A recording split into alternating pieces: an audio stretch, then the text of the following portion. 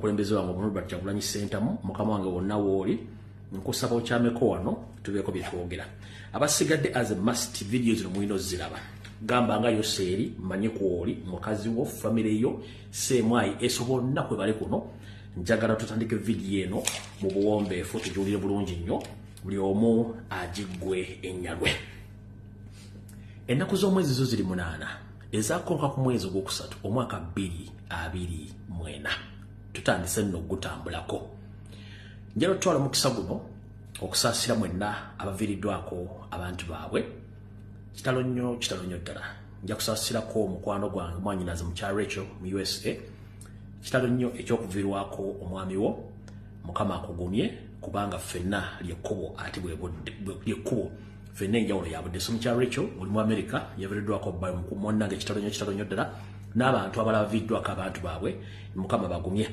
era njalo tutwala mukisa guno okobaza mwenna bannayuganda okwetola ensi yonna abaagala enkyukakyuka bakyagiremeddeko mwe bali nnyo balire ddala okuba nti mukola omulimu ogwo ngenda kubaza aba foot soldiers mwenna abali ku ground mwe bali kukola mulimu gwa kutambuza strong temuggwa mu maanyi temutiisibwa enywera yerima njalo kubaza aba comrade mwenna abali ku Twitter abali ku TikTok abali ku Facebook muganda nge Jimmy Spire Sentongo I salute you mwenna abasobola okutwalira ka message kano mukampire muganda nge bayita Jimmy Spire Sentongo oyo mwami aina exhibition wepo ne muganda wange lukira bayishaiza kakwenza wonna wooli mwe bale mulimu ogwo ekituyita teamwork kubanga ensi tujagala ensi ze tulimu abantu boogera amazima tebakyaso abantu boogera amazima kubanga ensi etambulira ku mazima lebe tuba tulina abayayi tetusobola kutambula so muganda wange Jimmy Spire Sentongo I salute you kakwenza lukira bashayiza wonna wooli muganda go mulimu gwo bale ku Twitter mwenna abagenda ku Twitter ne musindika information mu exposing abayayi bano mubali nyumo bali ddala njira kubaza abaganda bali ku Facebook wonna we muli nga mukola video mu commentinga mu sharinga mukola kyamaanyi nnyo mwe bali nyumo bali ddala baganda bange mwenna bali ku TikTok abobuwala n'abobulenzi abakola video mbagala nnyo mu inspiring n'abala bajje boogere first and foremost sinagenda mu kalozo sinagenda mu kikulaluji semateeka w'eggwanga Uganda akulagira nti munda Uganda oyina obuvunaanyizibwa ebitundu 10 ku 10 ku nsonga zonna ezikwatagana ku ggwanga eryo kubanga eggwanga liryo ate ow'omusolo kati buli nsonga yonna egenda mu ggwanga gy'olaba nga tekusanyusizza ku bukulembeze obuliwo n'abakulembeze abaliwo oyina obuyinza okubyogerako olitakubira essimu kugaana kwogera ku nsonga yonna oyina obuyinza ng'osinzira mu ssemateeka ate balekerawo batiisatiisa nti eno ensonga togyogerako kubanga kiri mu ssemateeka wa Uganda nti obuyinza buli mu bantu era abantu beesalirawo bane bagenda bakulembera so litakubira essimu kutiisatiisa ku nsonga eyo alright katugende mu kalowoozo ka leero tugende mu kigulalogi tusimbule video munaatuwulira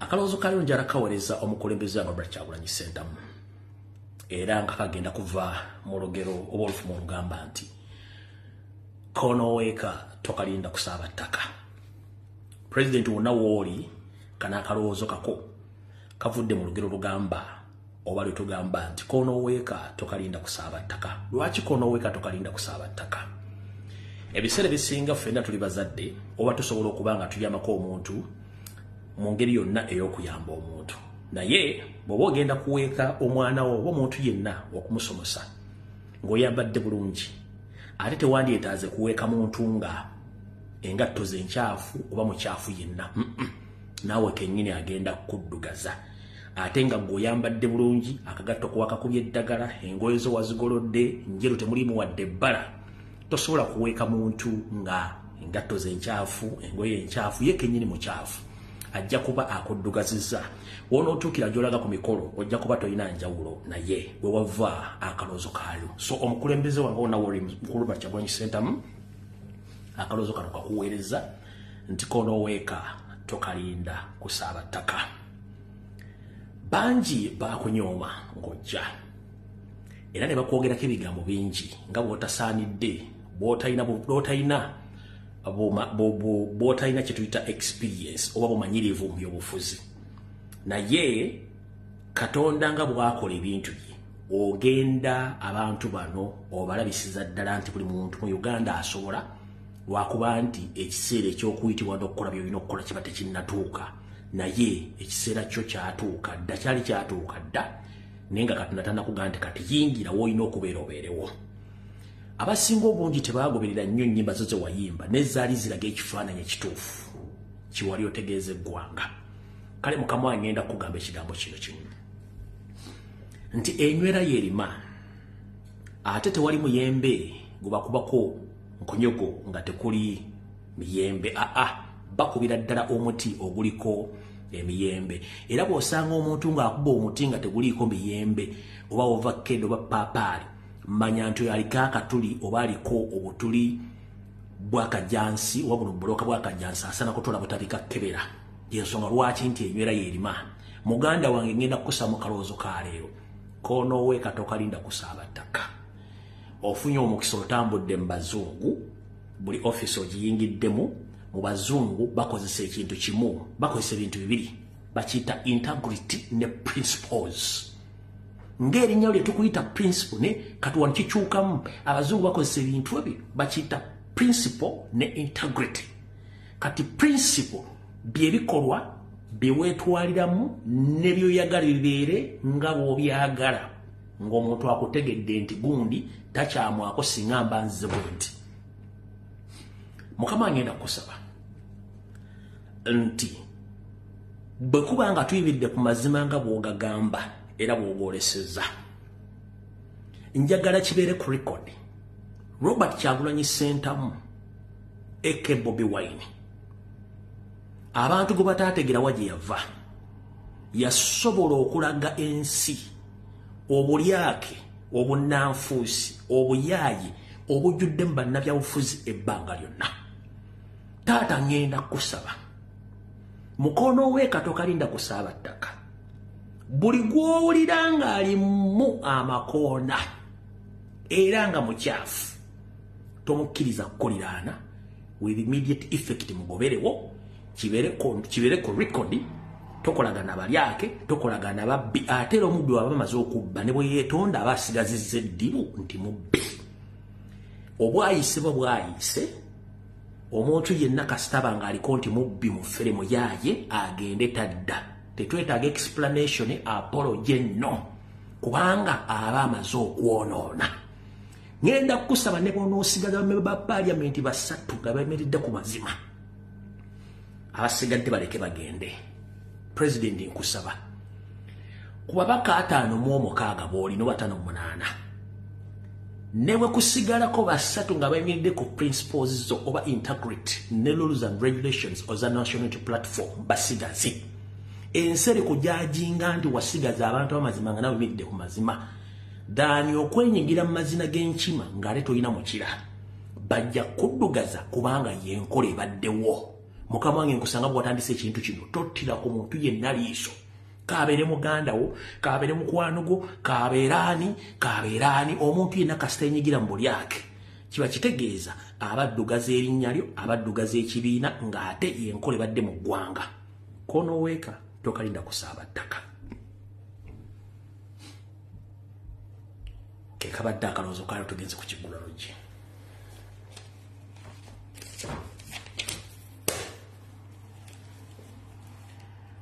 Olwaleero ennaku z'omwezi ziri 8 ezakkonka ku mwezi ogwokusatu mwaka 2029. Mbalamusizaako banyabo ne bassebo mwenna balangira n'abambeje basava ne bannaava na buli muntu yenna sekinomu gy'osinzira okula akatambi kano era mbatumiddeko mwenna abaagala Ekiggula Lodge okwetoola ensi yonna kansulenti muli bulungi Ekiggula Lodge kyaleero nno kale munaatule gye tunakomekeza n'akatambi ka leero. Mu Kiggula Lodge kya leero ngenda basomesa oba bategeeza nti kigenda kuva mu kigambo kye bayita ekitiibwa oba ow'ekitiibwa. Ekigambo kye bayita ekitiibwa oba ow'ekitiibwa bwe wagenda okuva Ekiggula Lodge kya leero. Tugenda kitandika tutya? Nazzi kuno nga oba kuyita ow'ekitiibwa kiba kikusaanidde okusinziira ku bikolwa byo mu bantu, okusinziira ku butya bweyisa mu bantu, okusinziira abantu bakwesiga na butya gwe kennyini abantu bakulabamu. Kyekikuyisa ow'ekitiibwa ate era kyekikuweesa ekitiibwa. Ekitiibwa yembeera abantu gye bakwanirizaamu, gye bakwesigamu, gye bakulagamu abantu, nangeri ki gy'oyinza okubazzaamu amaanyi okusinziira ku bikolwa byo. Ekyo bayita ekitiibwa. Ow'ekitiibwa ye muntu oyo abeera okulwa abantu ng'ayimiridde ku mazima n'obwenkanya, ng'abantu abamukkiririza mu buli kimu ky'akola nga tebamulinaako bbala oba vvuunya lyonna. Naye kasita kakutanda n'obeerako evvuunya, kitegeeza tokyali wa kitiibwa, ate era tokyali wa kitiibwa mu kiggulalo gikyaleero. Omuntu yenna akugamba nti wa kitiibwa naye ng'alimu amavuunya oba olimbye okwe kunyigira mu nzikiza kubanga tolina kyojja kulaba era teri agenda kukulaba, oba kwe kujjamu engoye n'okunamira muzibe tajja kukulaba kubanga amaaso mazibu. Kati tugenda kusimbula n'ekiggulalo gikyale mukiwulirize bulungi nnyo. Mwenna abantu bali mu diaspora, simanyi nsi kiwooli, nammwe abali e Uganda abaakuzibwa ne mutuuzibwa nga mukimanyi nti n'amateeka 10 Katonda ge yateeka ge yawa jjajjaffe Musa gasomanga tobbanga toyendanga, owanga kitaawo n'ennyoka ekitiibwa olubeerera lwonna. Era mu nsi engunjufu omuntu gwe bayita ow'ekitiibwa abeera n'akafansonyi. Omuntu yenna talina kafansonyi taweebwa kitiibwa.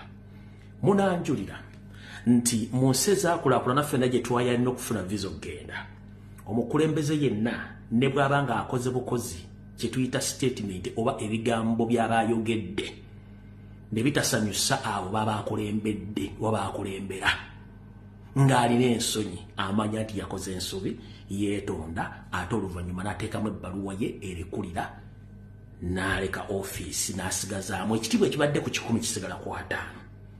Omuntu yenna akola ensobi n'agaana okwetonda n'okuwaayo oba n'okuva mu ofiisi, oyo taba wa kitiibwa. Njala munkwate bulungi nnyo.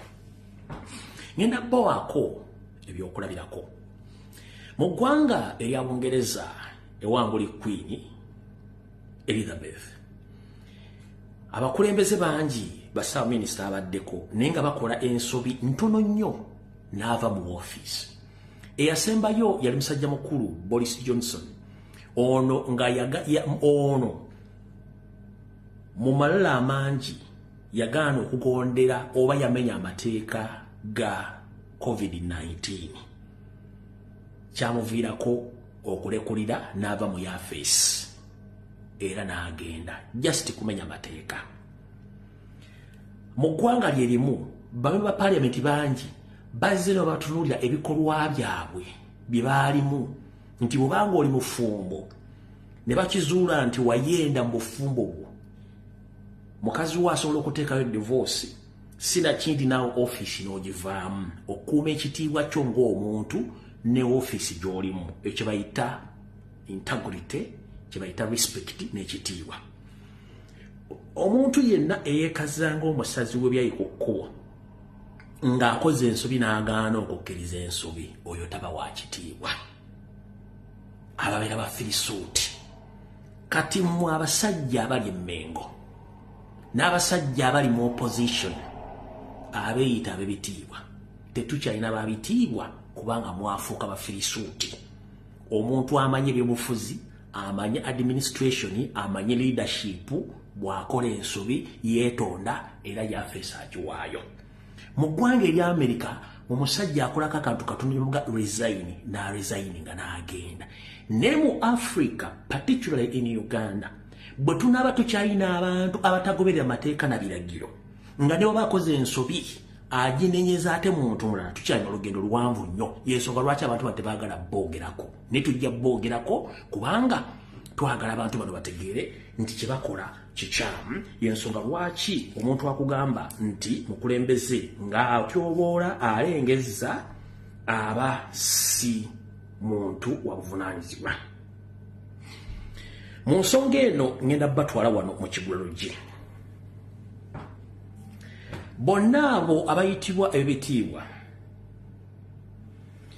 yensonga lwaki nti bw'oyitibwa ow'ekitiibwa olina okuba nga owa abantu ekitiibwa, olina okuba nga ogoberera abantu bye baagala, olina okuba nga tokola nsobi, ate olina okuba nga b'okulembera wawe ekitiibwa nga nabo bakuwa ekitiibwa.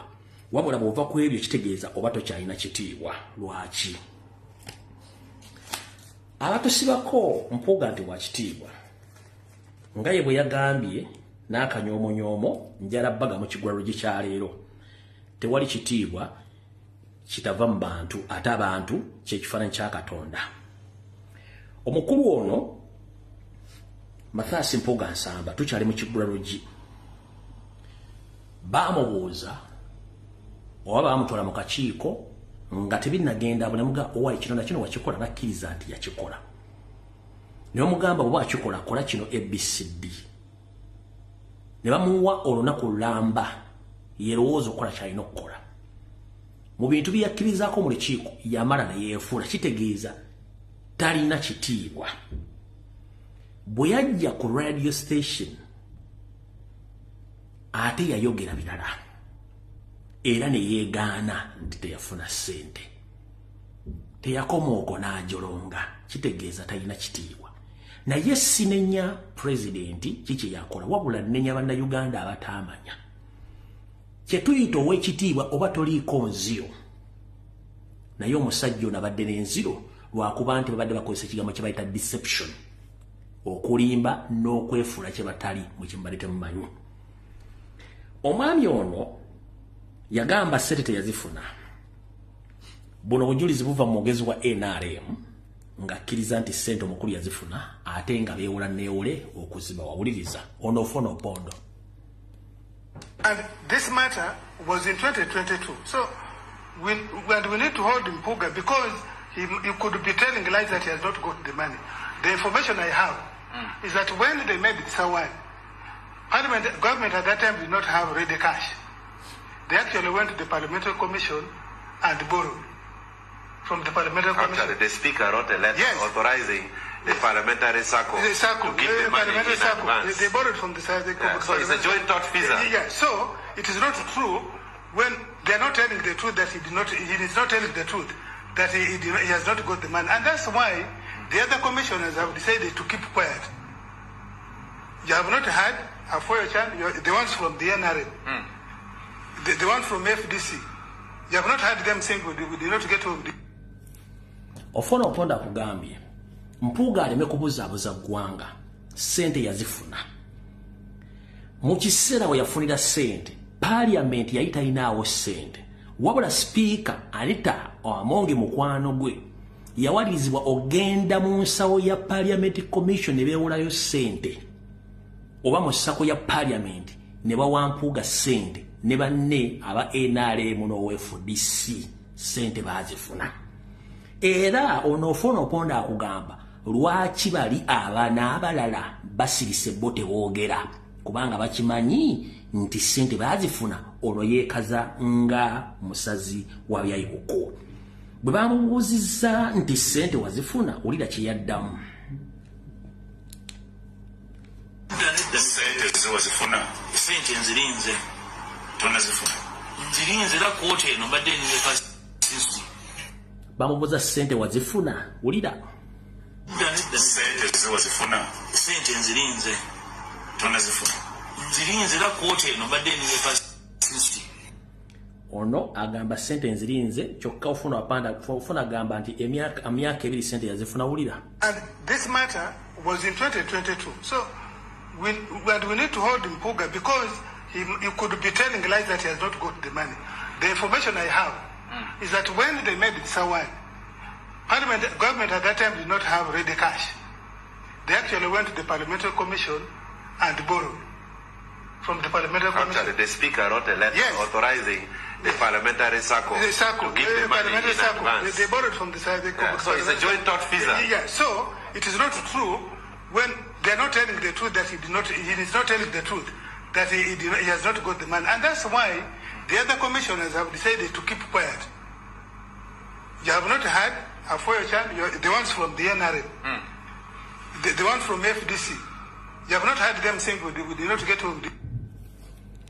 Bo aba FDC ne NRM tebanagamba sente tebazifuna kubanga sente bazifuna. Kati kiba kitegeeza nti omwami ono mu bulimba teri amukwatira nsawo era si wa kitiibwa. Temwakebera history w'omwami ono eyite w'ekitiibwa ne gwe promoting anti wa kitiibwa. Omwami ono yayogera ekigambo kino ndyoke mbazanyire video eddako. Yagamba nti abavubuka abamu balina kukulemberwa muwulire uko bulungi nnyo. NUP kyekifaananyi ekyekibiina ekito ekyettanirwa abavubuka abato abakyalina ebirooto. Naye ekyo tekibawa buvunaanyizibwa, kibawa layisinsi kugamba nti kubanga muli bangi abavubuka abato n'ekyo muli bannantagambwako.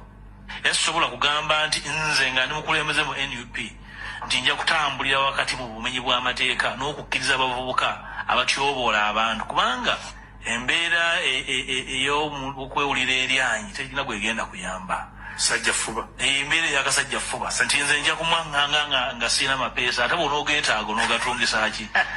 Ate era ennyanja embi ekwasa ku nkanaga yetukozesa ebyobufuzi n'abantu betwandikoze nabo byabufuzi.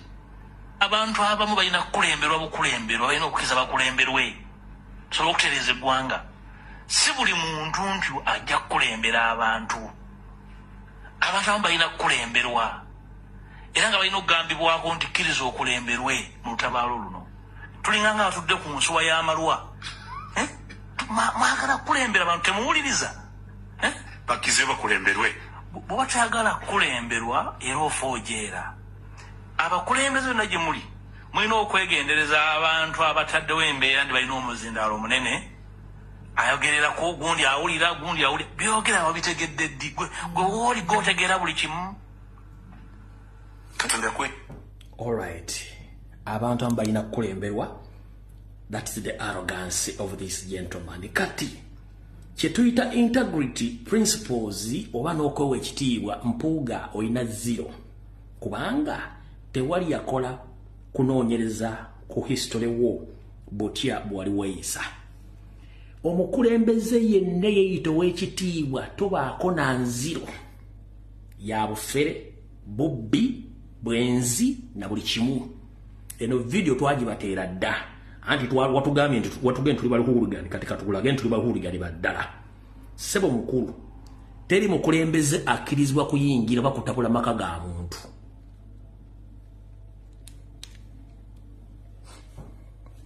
I would really hasten to say that perhaps the motive was political, because how again can I attribute this to anything else?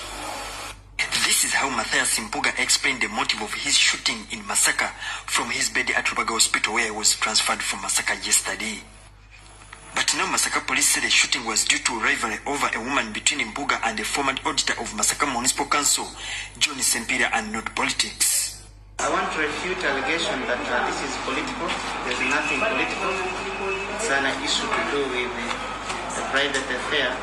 The police say that after the shooting, Sempira and Harriet Ndagire allegedly arranged to rush the victim to Masaka Hospital. After shooting, him and the wife even took him to the hospital together, to the Masaka Hospital.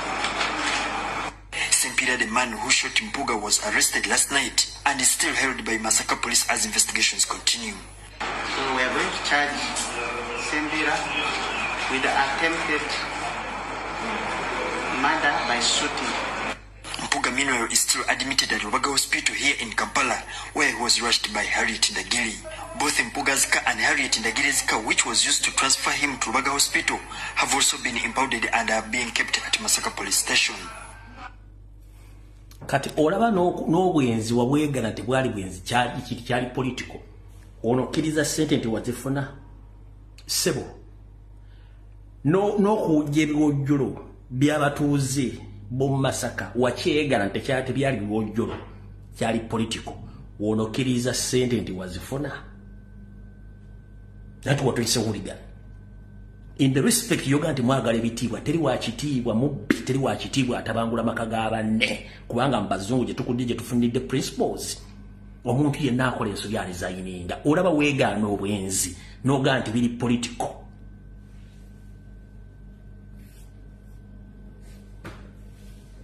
ng'atowooza integrity simanyi ow'ekitiibwa sebo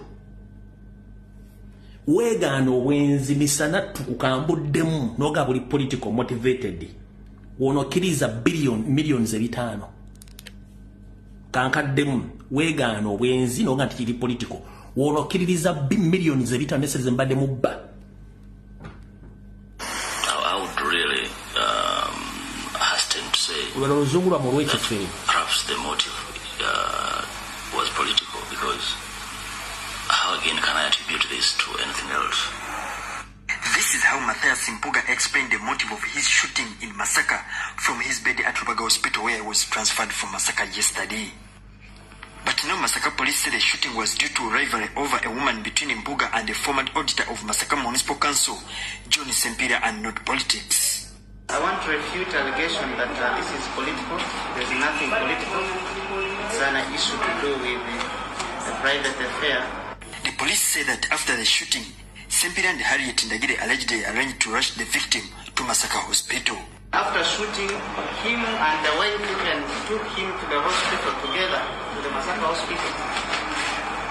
Sempira, the man who shot Mpuga, was arrested last night and is still held by Masaka police as investigations continue. So we are going to charge Sempira with the attempted murder by shooting. Mpuga, meanwhile, is still admitted at Rubaga Hospital.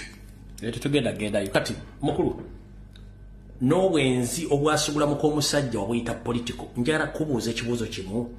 Sempira yali chairman wa Lusiwa nga yesimbyewo naawe chairman wa Lusutu nga mwesimbye babiri chairman wa Lusifu nga mwesimbye babiri chairman wa Lusifu nga mwesimbye babiri owa yali akuvuganya ko bwa MP olyoko kya attributing and it was a political shooting move. No way. It's a big lie. You have been lying to Ugandans all along. Ate siri ebyo bono soka ku level tukwagalira tujja kuba nina bingi just nkulagako bulazi nina bingi tugenda kukuba mpaka obusomi okuva mu ggumba osaaga ekigulalo gye kiwedde katugenze ku video yatuleese.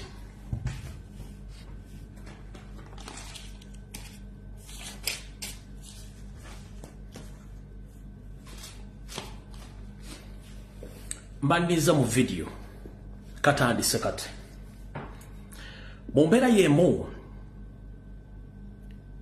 egenda maaso mu ggwanga ku baffere abali mu gavumenti n'emmengo njala tutegeeza eggwanga mu butongole olwaliro njala bategeeza nti abasajja abafutubadde emmengo abasajja abanyarwanda bye baateekayo mu myaka gya yali sipiika Semajege abanyarwanda omuli Bampuuga Bamayiga baani bonna bakozesezza ekigambo kye bayita deception okulimba n'okufera bannayuganda nga bayita bitibwa nga siba bitiibwa nga bakola bo byalina okukola.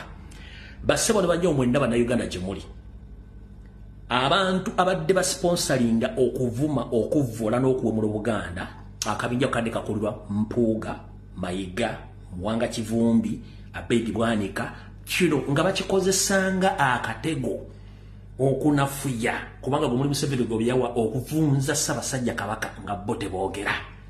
Ensimbi zino zibadde zisasulwa yensonga lwaki mulaba olwaliro essaawa zino nti buli muntu ali emmengo w'ensonga yavaayo neesigala bano abasajja abayaaye Mpuuga Mayiga Sseggona Muwanga Kivumbi n'akabinja kadde kasasula abantu bawumula Ssaabasajja Kabaka n'okumuvuma. Naye bwe twabategedde kati beekazanga abasazi b'ebyayo ku kkubo y'ensonga lwaki essaawa zino babuuza ku bufere n'obubbi bw'ettaka obugenda mu maaso baleetamu nti lwaki abavubuka bayingira mu nsonga z'okubuuza abakulembeze. Y'ensonga lwaki ate bakozesa Kabaka nga defense naye ngera kubuuza mu Buganda obwaffe teri muntu asinga Ssaabasajja Kabaka kitiibwa. Lwaki mutukubako Mpuuga ngwate mu defending okusinga Ssaabasajja Kabaka muba mukoleraani? Bavumya Ssaabasajja Kabaka okuva mu 1993 mpaka olwaliro bakyamuvuma kumwe tekuli yali akoze ko statement ngevumirira obe basinga obungi muli baloya temugula ko musa kumutira ku Massaabasajja Kabaka okuba mbadde muzimbe ekintu kyammwe kati mwagala tugamba nti Mpuuga w'amaanyi okusinga Ssaabasajja Kabaka gomali mwina okudifendinga kubanga NRM ekikozesa DP block ekikozesa CBS ekikozesa BBS ekikozesa yensonga lwaki ku program abasajja abaganda bannakabala tebakyabaleta ku CBS tebakyabaleta ku radio okubategeeza ekituufu kiri ki Wasanya Karoli Charles Peter Mayiga Salonga mulengejja wiiki eno yonna akwata essimu ye eyamu ya face oba eya buyonjo yakubidde bambe ba parliament bonna abava mu kitundu kya Buganda bagamba bannange nze Peter Mayiga tugenda basaba temwenyigira mu bikolwa ebyokukondeminga oba okulima empindi ku mabega nga mulumba owekitiibwa Mpuuga Mathias temukikola kubanga mbu tujja kuba twonoonya Obuganda n'abakulembeze abazimbiddwa Obuganda bwe yamaze okukola ekyo era kyova olaba bambi ba parliament basinga obungi bonna basirise bwe yavuddawo yakutte essimu n'akubira abakulu b'ebika bonna banako obuvunaanyizibwa n'abagamba bakwate amasimu bakubire bazzukulu baabwe omuli abayimbi omuli ba celebrities omuli ba comedians omuli ba public figures ne ba YouTubers ne bagambe tebageze okukola video zonna nga zikondeminga oba zirumba Mathias Mpuuga nsamba obujulizi mwabulada ku social media abantu bakyogedde dda nze nzikaatiriza baani abadde bapegawo ekintu kino keka group kekamu naye njagala kubuuza Mayiga ne Mpuuga babadde bavuma Ssaabasajja Kabaka obuwe mule bbanga lyonna lwaki mbalete mukubira bambe ba parliament kondeminga abantu abo oba YouTubers oba abantu bona lwaki mukikola kuno gombadde muzimba kubanga muzimba akakundi kamwe akagala okusinga Ssaabasajja Kabaka amaanyi mu Buganda ensi njagala etegeere Banyarwanda mmwe kati kando wavire kontono Wasanya Karoli Charles Peter Mayiga musajja Munyarwanda taddamu balimba Mpuuga Mathias erinnya Mpuuga linnya lya Banyoro omanyi bana Abanyarwanda beetuma amanya nga tamanyi nsibuko yaago yeeyita Nsamba kubanga ayina oddiga ttako naye Mpuuga linnya lya Bunyoro era lya Banyoro beetuma amanya nga tebamanyi Seggona simulinaako ttabbo namugambye asirike kuba yava Republic nagati musajja mulungi munoonyereze ko yeeyita Muwanga Kivumbi naye waakabano mugenda nga munoonyereza ku muntu yenna ali Emmengo munango jabbazi lubona akabinja konna kaakabano bw'ojjoleeta ono waakabano munnaabo w'emijaaba eyeeyita Ibrahimu Ssemujju Nganda naye waakabano era kyovola tava ku ki tava ku reediyo ezo omukulu ono yafuddeyo nayogera ebigambo bino wammanga nabaga evidiyo etandise ono Ssemujju Nganda ng'ayogera ebigambo bino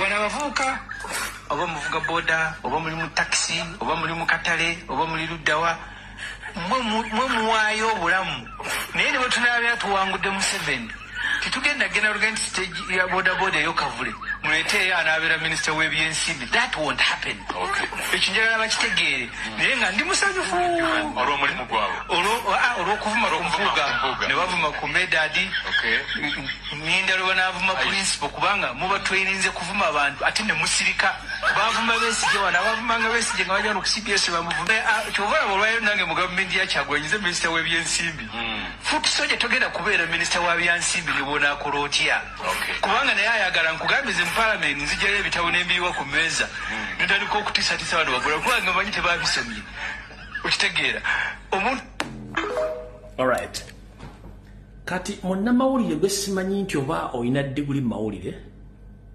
Ssemujju Nganda omanyi bagamba nti eryokanga neetonya ne tulaba ensisita bwe zenkana emyoyo omukulu ono yakola nga muobserver ng'awandiikapo article bwe gy'ataaguladde poloti gy'ataazimbadde akayumba n'amala najja n'ayingira mu byobufuzi nga mumanyi bulungi mugoberera kati olw'okuba nti abantu bano balowooza nti bagezi nnyo nakuganga oyagala okumanya Obwakabano muwe enjogeza atandika okwogera ng'alina obusungu ojja kulaba nti abadde tategeera buli lunaku omukulu ono yakiikira municipality ye constituency mu Kampala esinze oba mu munna esinze okuba nti etwalibwamu amataka ng'omukulu ntava wadde okwogera ekigambo n'ekimu ng'asirise. Omukulu ono agamba nti muyigirize eri amanya amateeka. Mukulu, article namba emu esooka mu constitution ya Uganda etugamba etya? Article namba emu mu constitution ya Uganda etugamba bweti. Ojira mukulu? Article namba emu etugamba all power belongs to people who shall exercise their sovereignty in accordance with this constitution of Uganda. Bw'ovaayo n'ogaa nti ba foot soldiers, this may be kibiki okuliwa mu bubiri tebagenda kufuuka ba chairman of the no, kitegeeza naawe oli mu parliament mubenyi w'amateeka oba tomanyi constitution. Power belongs to people. Teri mukulembeze yeteeka mu office nga bantu bamulowooza. Ba foot soldier bantu be exercising rights zaabwe. You a servant. So bw'obanga oli servant ne weerabira amateeka agafuga eggwanga nti constitution bantu bakuteekayo. Si buli muntu nti agenda kubeera mu office ezo atulonda abasobodde okubeerayo bagenda okuweereza. Kati gwe abadde nti oli intellectual Ssemujju naawe y'omu ku kabinja k'abasajja Abanyarwanda bategera ku Mande nga mutaddeko amasuuti mugenda mu parliament okufera n'okubba. Power belongs to people. Ba foot soldier bakulonda okuteeka mu kira municipality okujja mu office eyo. Waliwo ajja n'asula mu ddiiro lyo. Waliwo atambulirako mu esi mu motoka zo, waliwo asula mu hotels zo. No. Basindika servant waabwe. So bwa servant yerabidde obuvunaanyizibwa bwabwe n'agamba tebajja si buli muntu nti agenda kubeera mu office eyo. No. Tusindika ba representative to represent us. Era bwe tuba tukozesa exercise amateeka tusobola okujjayo. Fenna abali mu struggle tetugenda kufuuka bakulembeze nze nkigamba najja mu struggle eno nga sina office kebere ya mulima gye njagala. Njala kugamba mu nsi muno nti n'abalema balina rights zaabwe zibasobola okukozesa okulonda abakulembeze baabwe. Kati gwagamba nti otegeera n'otandika okudebya foot soldier muti mugenda kufuuka ba boda chairman ani akugamba nti muntu ali mu struggle yeetagamu ssente. That's the problem you have. Watuuse n'okwogera ebigambo bingi naye gwe musajja gwe mission yakuwa Museveni ne CMI yuno kanjibulira ggwanga. Banyabo ne basebo omukulu gwe bayita ono gwenva okwogera ku Ssemujju Kikira municipality. Scripture eyamuwa Museveni ne Janet ne CMI yakwogera ku Museveni n'ebintu byengeri gya spendinga byokka ye ekintu kyokka kye baamuwa era n'omugafa tetulina buzibu ne bw'ovugirawo ebbanga lyonna. Era ye muntu abadde avugirawo ekintu kye nga tayogera ku nsonga zonna ekiwamba bantu ekitta bantu okutwala amataka naye bamuwa scripture weyogera ku Museveni bwoti kyokka kyoboyogerako ekyo. Scripture dagijjanga ku CMI ewanita amongi oba mu state kyabadde akola nga mu Mukira municipality batutta amataka kasokoso wajje yonna tanyega asirisi busirisi kubanga mukozi wanita amongi era amukwatira ensawo ekimu kimanyi bulungi nnyo. Ekituufu kiri luddawa abakulu bano bonna mulasime deep block bani kanjala mbo ekifaananyi ekituufu. Bannabyabufuzi banabeeta opposition balinga banneekolera jange. Waliwo banneekolera jange bali ku speaki, waliwo abali Kabalagala, waliwo abali Natete ku Mabiito n'ebifo ebirala ne bingi nnyo. Naye bano balina coordination okuba network. Nti eno bwe kikwata bakubira bannaabwe, eno bwe giwunya bakubira bannaabwe ne basenguka. Kati bano ba political prostitutes omuli ono Ssemujju y'omu ku bannabyabufuzi bamalaaya abatambudde buli kibiina nga banoonya ebyenfuna. Era n'okugamba nti ya resigninze mu FDC taliimu balina ekibiina kye badde bateekateeka okuteekawo era naye agende nga malaaya mu nnabyabufuzi kyekiriwa. Essaawa zino twakwatidde emmese mu kituli tulimu okugikuba tugitta.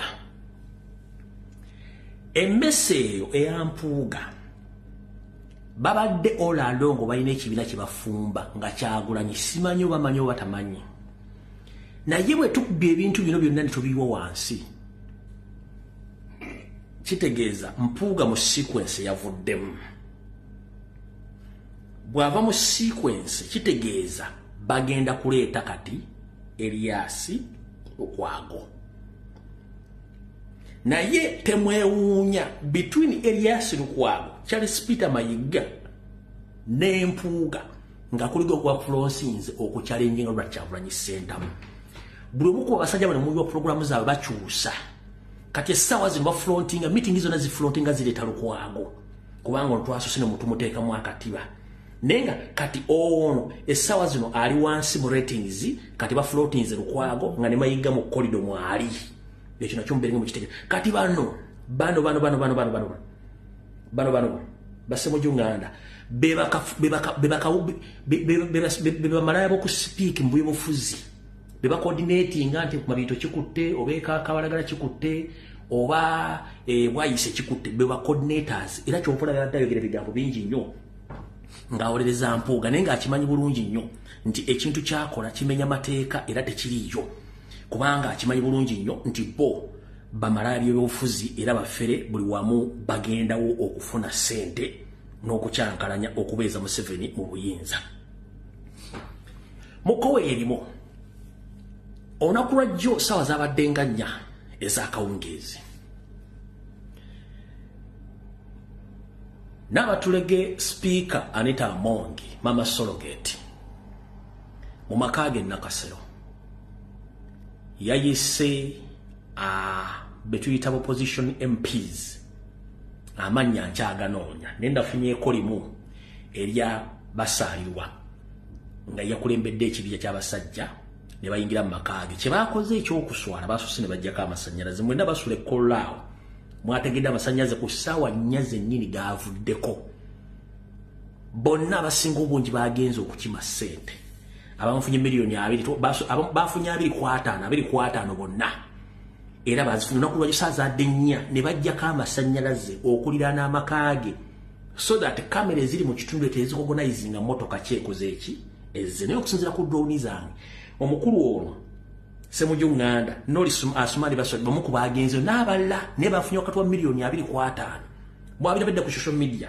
neta babulire duration ya ssaawa incidents ki yabaddewo baanya abaddewo nenga basinga obunyi badde opposition ekigendwa kikino 1 bagenda gezaako nnyo okuleta supplementary budget very soon naye genda kujja ekirala bagenda kola kyonna ekisoboka okudefendinga ebikolwa ebyobulyake ebibadde bitandise okuluma Anita Amongi ne tayebwa era bagenda kusirika mukowe erimu bagenda gezaako nnyo okudefendinga Mpuuga ku TV ku radio obutayogera ku nsonga za Mpuuga ze sente zayisiddwa issues ziri beka satu okuyisa supplementary budget egenda okujja okudefendinga Anita Amongi n'okudefendinga Mpuuga sente zayise era mugenda ziraba ekyo mugenda kitegera bulungi zigenda kujja kati bano Semujunganda bebafere mu parliament abambala amasuuti nga bawoza titubamanyi ate bategeera bulungi nnyo mu nsonga ezo wamanga wano waliwo site emu bagiyita Kampala jana yagambye nti omukyala akulira Uganda Human Rights Commission yagambye banne nti I told no people that Mpuuga is a fraud. In our meeting last year with the speaker, he admitted that he needed money from the UHRC to silence the cause for the missing 18 people.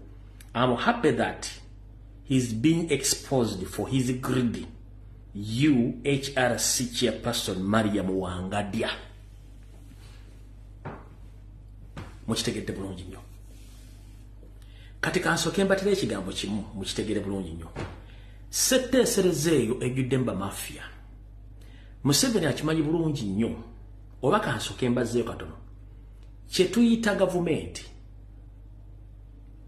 be bantu kulwa abantu eri abantu ne gavumenti tesobola kwetunulamu na kwekebera gavumenti tesobola kwetunulamu na kwekebera kati olw'okuba nti gavumenti tesobola kwekebera bikolwa byayo kati bateekawo abantu abagiwakanya betuyita ab'oludda oluvuganya be bakebera kiringa gwonobeera ne boyfriend oba girlfriend gwe bintu byokola byonna oba oli mukazi oli musajja byokola weegaba odde eno dde tosobola bitwala nti bibi wabula omwagalwawo yatandikuga nti gundi oyitirizza obwenzi ekyebayita opposition kyekiteesaawo aboludde oluvuganya yensonga ti gavumenti tesobola kwekyekinga ku bikolwa byekola era tesobola kukola bintu ne mateeka tekikkirizibwa kikiteesaawo kye tuyita opposition to oppose or to check the government business engeri gye batambuzaamu ensimbi z'omusolo zamu kitegedde bulungi ekiteekesaawo opposition zamu kitegedde bulungi kanziremu kibasomese mu kitegeere gavumenti be bantu ku lw'abantu eri abantu kubanga gavumenti ekolebwa abantu era eweereza abantu era abantu basasula omusolo okuddukanya gavumenti eyo mukitegedde bulungi kati gavumenti bw'ebeerawo tesobola kubeerawo okukola mirimu gyayo mu butereevu bwayo kubanga mu gavumenti mujja kubeera abantu ababbi nga bakozesa simbi z'omu busolo bukyamu teri agenda bagamba kubanga bali mu kintu bonna omuntu asobola obbagambako ye muntu abawakanya ebikolwa byabwe kati omuntu awakanya ebikolwa byabwe ng'akiikirira abantu abali wabweru bwa gavumenti gwe tuyita opposer oba opposition oba munfunye mu ssomero bwe twakolanga debate oba kye tuyita debate okwewakanya wabeerangawo ba opposer be bawakanya ne basupporters abasupportinga kubanga muyisiŋŋanya biki ebirowoozo owakanya nze ne kugaa nti owakanya si kituufu oba kituufu ekyo ekifuula opposition you oppose the wrongdoings of the government mukyekinga ebintu gavumenti byekola mukitegedde bulungi nnyo kati bwe tubanga musindisa abantu okwopozinga gavumenti ekintu kyonna Museveni kyasinga okutya kwe kumuexposinga amakinga sure nti akwata ensimbi oziwa abantu bano bonna okusirika so ene commotion okwekalakasa okwemulugunya ku buli bw'enguzi obubbi obufere Museveni kiba kimukola bubi kyovola nti bano bonna abawa ssente ne bali enguzi ne bakatagga era ne basirika kandiza mu kitegedde bulungi olwaleero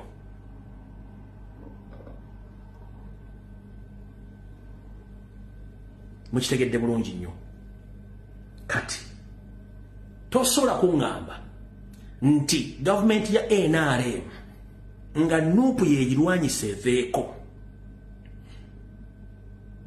nga Kyagulanyi ye pulezidenti wa nuupu mumpulirize bulungi nnyo nti ate gavumenti esobola okusasula abadde luupu oba komishona sente eza service wiki service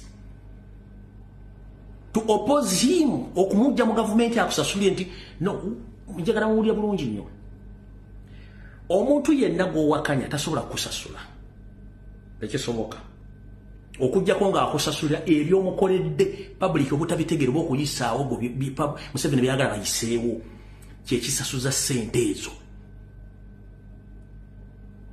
ompulidde bulungi nnyo kye bayita service reward bibeera birabo basobola okuwa akasero ekibbo basobola okuwa laputopu oba ekintu kyonna service biba birabo so si cash ekyo nakyo njagadde mukitegeere teri muntu gw'ogenda kujja mu gavumenti ng'omugaa nti mukyamu mubbi ali corrupt yatta abantu ate akusasule olw'ebigabo by'omukowekereza bwe yaramujja mu ntebe tekiriyo it is impossible tekisoboka unless is paying for the service you have done you have done to him to protect him in somehow somewhere okumuprotect mukitegedde bulungi nnyo mukitegedde bulungi nnyo tebasobola teri muntu kansoka mbabuuza naye mbawa ebyokulabirako ebiri ebyangu kati gwe mukyala gwali wano ng'okimanyi nti bbaawo alinawo omukazi omulala era nga obudde buwandibadde ne bbaawo mujjawo yabulina oba alina ebbaawo kati gw'osobola okukwata ssente webaze mujjawo olw'okuba alina ebbaawo mubuddewo buwandibadde abeera naawe oba gwe omusajja oyinza okukwata ssente oziwa omusajja munna ayagala girlfriend wo ng'omubaza ki oba okujja ng'omukazi omukoowa ng'omujjawo ng'ekizi omusajja akuyamba mukutwalidde mbawo byokulabirako ebituufu mumwagala nnyo ebintu by'ebiwojjolo okitegeera kyekijja bbangulira okutegeera nkubuuza gwe mukazi ng'olina mujja osobola muwa ssente ng'omwebaza olw'okuba nti atutta obudde bwo bwandibadde ogeramu n'ebbaawo oba gwe musajja gwe osobola okwebaza musajja munno nga wujja mukazi w'ekiwojjolo ng'omusanze already handed nga wujja kino mugawa wayi wewala kujja kiwojjolo n'omukwata n'omwasi okujja ng'omukazi omukuwa bukoyo it is simple tekisoboka so ndoza mukitegedde awo kati bano bonna abali mu gavumenti n'abali mu ba MOP Museveni akimanyi bulungi nnyo nti bamukolera emirimu gye y'ensonga lwaki Mukama Katonda nkusaba okuumira Robert Kyagulanyi Ssentamu kuba kati obulabe bumweyongedde munda mu kibiina ebweru w'ekibiina ne state Mukama Katonda kuuma Kyagulanyi geraageranya ebirungi byakoze ku lw'eggwanga omuwangaazi ayolekedde obuzibu munda mu kibiina wabweru w'ekibiina ne Museveni kennyini ne bamafiya be kubanga ekintu Kyagulanyi kyakola kiremye ne gavumenti ya Museveni emyaka 4 okugoba abakungu bayo ababbi yakulaze nti ono yamugambye oli mubbi openly ekiba kibe bw'oba olina obuvumu obugga omuntu nti oli mukyamu kitegeeza olina amaanyi n'obuyinza mu myaka 4 Museveni tasibangako muli wanguzi tamugobangako Kyagulanyi akugambye no eyo nsobi weetonde kitegeeza alabisizza Museveni alabisizza oludda oluvuganya n'abantu abali mu kibiina kye bwennyini abalabisizza obulabe bweyongedde kati bumultiplyinze it's 100 times 100 obulabe bumweyongedde eri abantu abo kubanga tebaagala balabisa kyekisooka era mugenda kulaba MOP bembadde manyi bakolera Museveni nga balomba Robert Kyagulanyi Ssentamu both aba NRM abawumula ebyobufuzi n'abo abasasuddwa ssente okujja okuvayo okudifendinga Mpuuga kubanga bali mu kintu kyekimu mukitegedde bulungi bagenda kuvayo bonna batandika okulumba Kyagulanyi kubanga ababalabisizza bonna in fact tetubadde n'opposition all along bonna babadde baffere nga bakolera Museveni yensonga lwaki yagamba nti nze mu opposition munukunamu abantu bange he knew nti abantu be gye bali kati bw'obalabisa bagenda kufuukira musabire Kyagulanyi bw'aba luli abadde bamunoonya bali ku 25% kati baliko 100% beeyongeddeko kubanga bapulaninga enkya n'eggulo ekyo mukitegedde bulungi nnyo kati manyi nategese ebintu byange wano bakuba nti olumu mpanvuwamukko nga nina ebyokuyisaawo tusooke tugende wano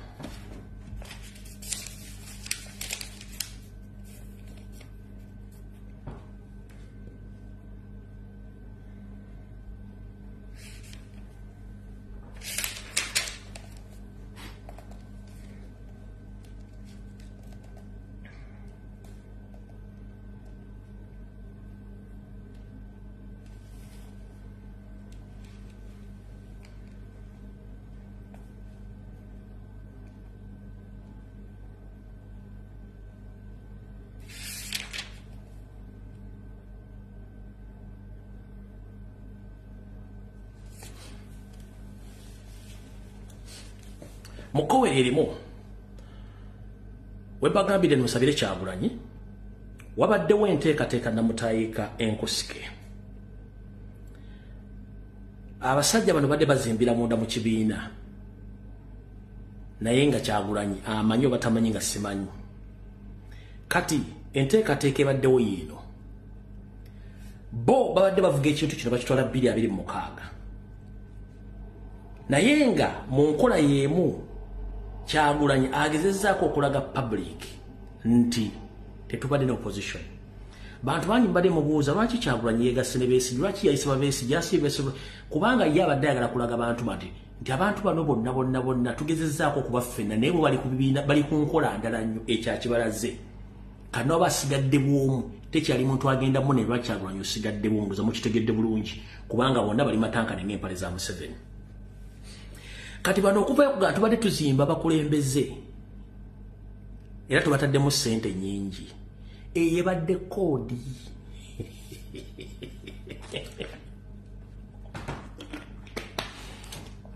mwenna temwategedde tubadde tuzimba abakulembeze nga Mpuuga n'abala eyebadde koodi eyebadde koodi mubadde temugimanyi kati kanji bategeeze koodi eva ludda wa omukulembeze tebamuzimba mukulembeze yezimba yekka okusinzira ku bikolwa byakolera abantu ne bamwagala ne bamussaamu obwesige njagala ombuulira essomero erizimba omukulembeze bamusimbisa bulooka kimusenyu ki bamuserekesa mabaati ki nkiddamu njagala ombuulira institution university gye bazimbira omukulembeze nti bamuzimbye no in fact abantu ba bulijjo be bazimba abakulembeze nga basiteddemu trust okubalomba bateeka mu ofiisi ezo tuli ffenna kati eno koodi y'abasajja b'Emmengo abaakabano babadde bazimba akabano kaabwe Mmengo nga bakozesa bano abasajja abanyalwana tebazimba bakulembeze ani yazimba Kyagulanyi omufula president wa National Unity Platform ani yamuzimba Mpuuga Mayiga Muwanga Kivumbi n'abalala bemugamba nti mbazimbye balina kibiina ky'ebyobufuzi kibakulembera nga bemwazimba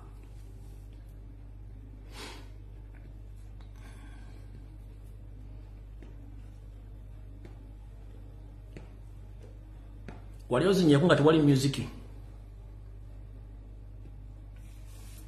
mbuuza Mayiga nono yeyita Pokino Popcorns ono we Masaka mukulu Popcorns we Masaka akikire essaza lya Masaka Popcorns Mpuuga Muwanga Kivumbi Segona kali Amagwa Lubega n'abafere bonna bali Emmengo omukulembeze tebamuzimba abantu bamuzimba ngara babuuza nga bwe mwazimbani Kyagulanyi abakulembera mwamuzimba koddi bemuzimbye balina kibiina ky'ebyobufuzi kye bakulembera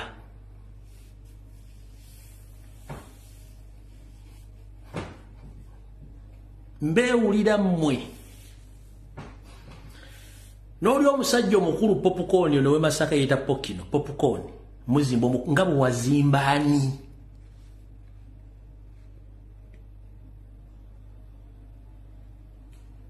era njala babuuza bwe mugati muzimbye Mpuuga muzimbidde ebbanga ddene kibiina ki kyakulira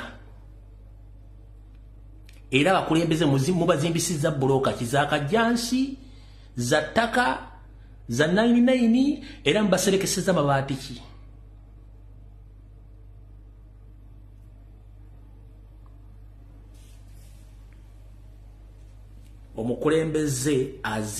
omukulembeze yezimba abantu bamuteekako olukomera so tewali mukulembeze gwe bazimba taliyo mubadde na missoni yammwe yakusuula mwana wa Nambe nga muzimba akaba n'Emmengo kankuwa ekyokulabirako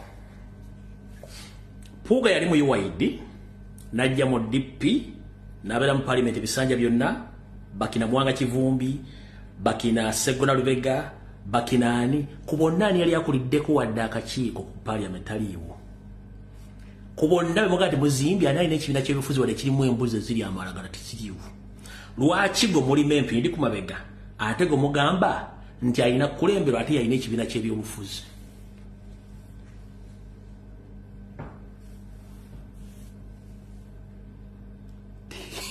eri ebadde koodi nga bazimba bano kyovula kyabalumye nnyo okuba nti system etambulira ku mazima n'obwenkanya yeexposinze deception ebadde mu bukulembeze bw'abafere Emmengo n'abali mu opposition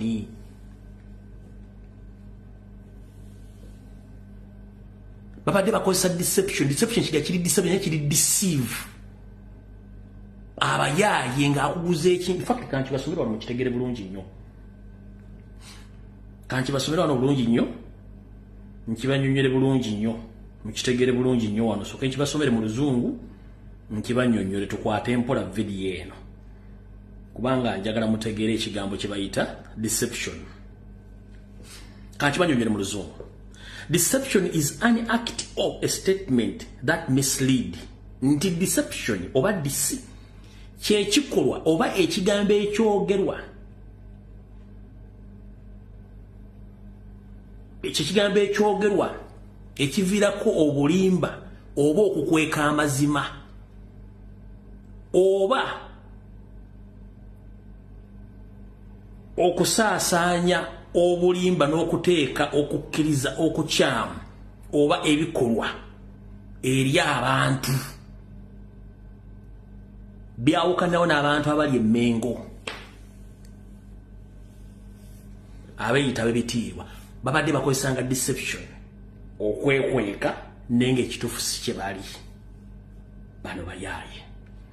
Awo tetugenda kulwawo, tugenze ku nsonga endala. Muddanga ne mutumanyiira tujja kubanyonjola ensonga zino kubanga abakulu ennaku zino tuyita abakulu tebakyalina nsa. Bonna babadde bayaaye.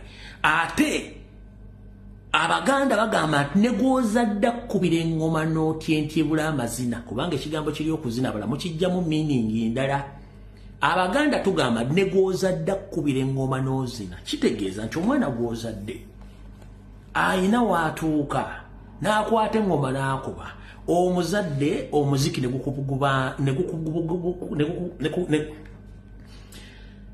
gukubugaana wenna n'okyamuukira ntandika okunyenya ku mazina agali benjo naye nga gweweezalidde yennyini akuba engoma. Kati kitegeeza abagamba nti muli bakyuwa oba mulina experience mu politics muleke abavubuka ate abalina ebirowoozo ebipya ate bo babajje ku stage muliko batwale kubanga mwe mulowooza nti mwe mulina okubeerawo nedda ne gw'ozadde akkubira engoma n'ozina.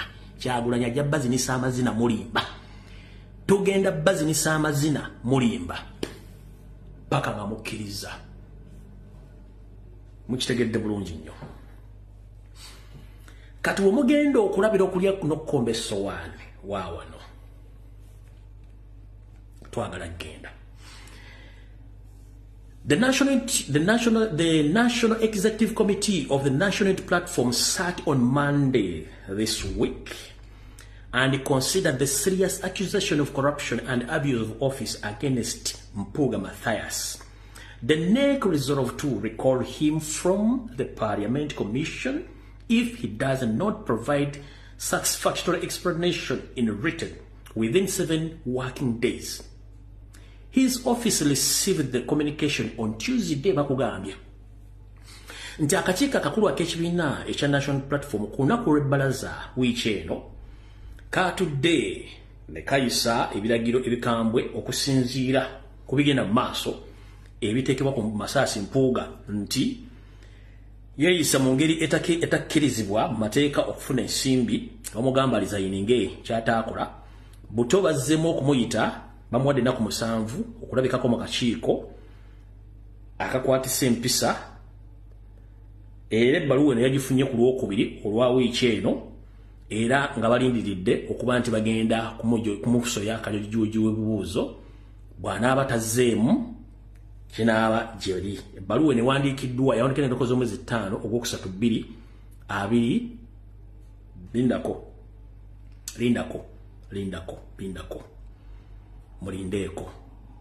mulindeeko katono.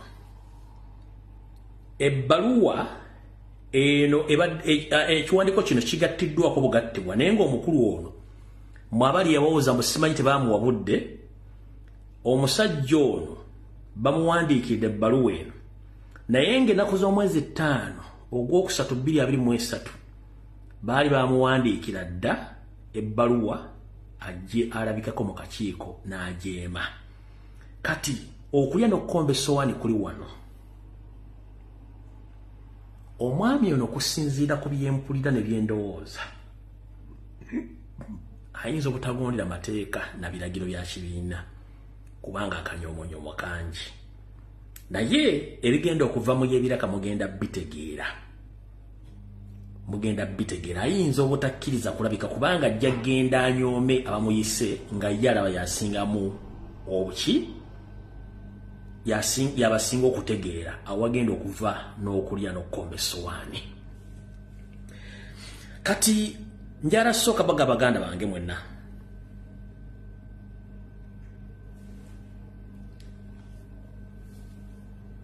tukyali ku nsonga z'abana abalyake n'okuwamba baganda baffe. Ntegezeddwako nti wiiki eno baganda baffe abali makomera babadde batwaliddwa ebiwandiiko okuva mu state mbo babisayiningeko basobole okuba nga bateebwa nga bakkiriziganyizza n'emisango egimu. Abaana bano baaganye mu kkomera gye bali baaganye okusayininga ekintu kyonna. Kitegeeza nti bakyalina omutima ogwagala eggwanga n'obutava mu pulezidenti. Baganda ffe mwonna mu video video mugiramu bali nyumu balire ddala. Ekyo nga nkimaze abantu bangi bagenda kuvaayo balumbe Kyagulanyi nga ye mwalabye omukulu ono Abe Musinguzi yita Abitex. Naye ngenda bagamba nti ebbanga libadde liweze nga bagamba nti omukulu oyo si muntu mulamu ne banne bonna era video ye ziri zibaddeyo. Omukulu yazze n'alumba Robert Kyagulanyi Center ne mugamba genda mpola kubanga nakusuubiza okwaya. Naye akyali nabagamba nti state ekwate pesa n'eriteekaawo ejjeebu gye negati genda okole kino genda okole saagala muwe budde kubanga ajja tujja ku nsonga enkulu ajja tudaivatinga. Abe Musinguzi omukyalo namumanyi kuba kuno kuole mukyalo yomumanyi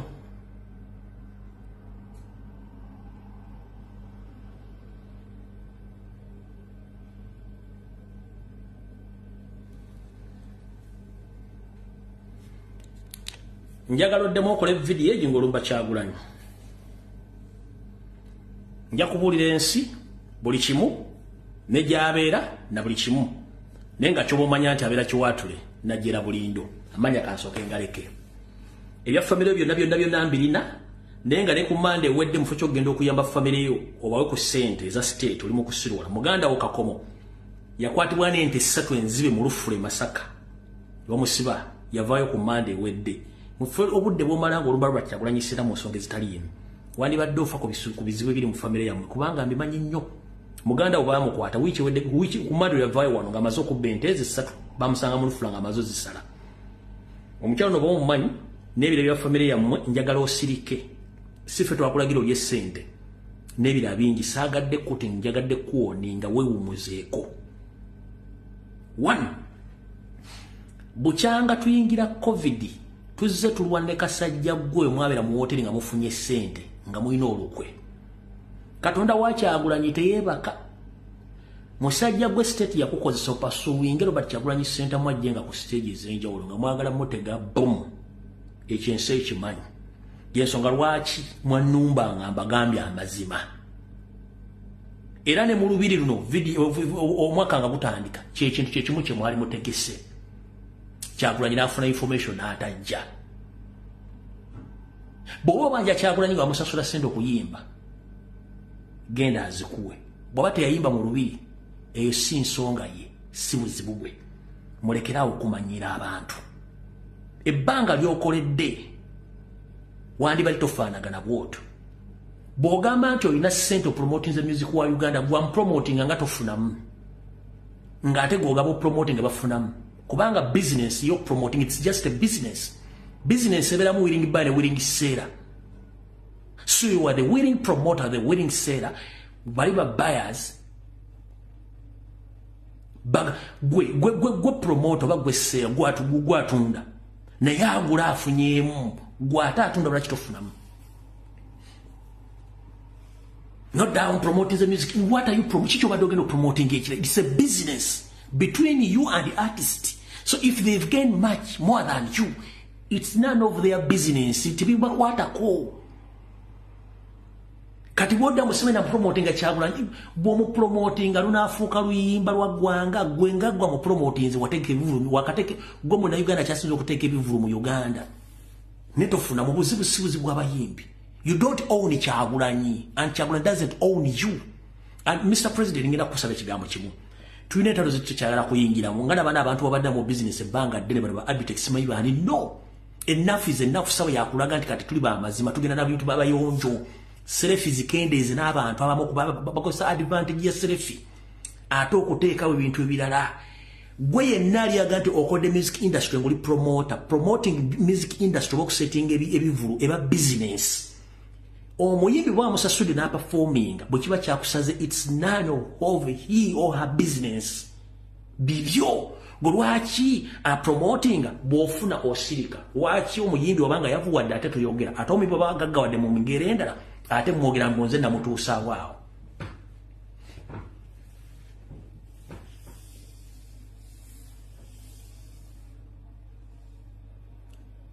Eri business wamusasula nga najja n'ayimba n'akwata sente n'azikola ebyamakulu. Ekyo si kizibu kye.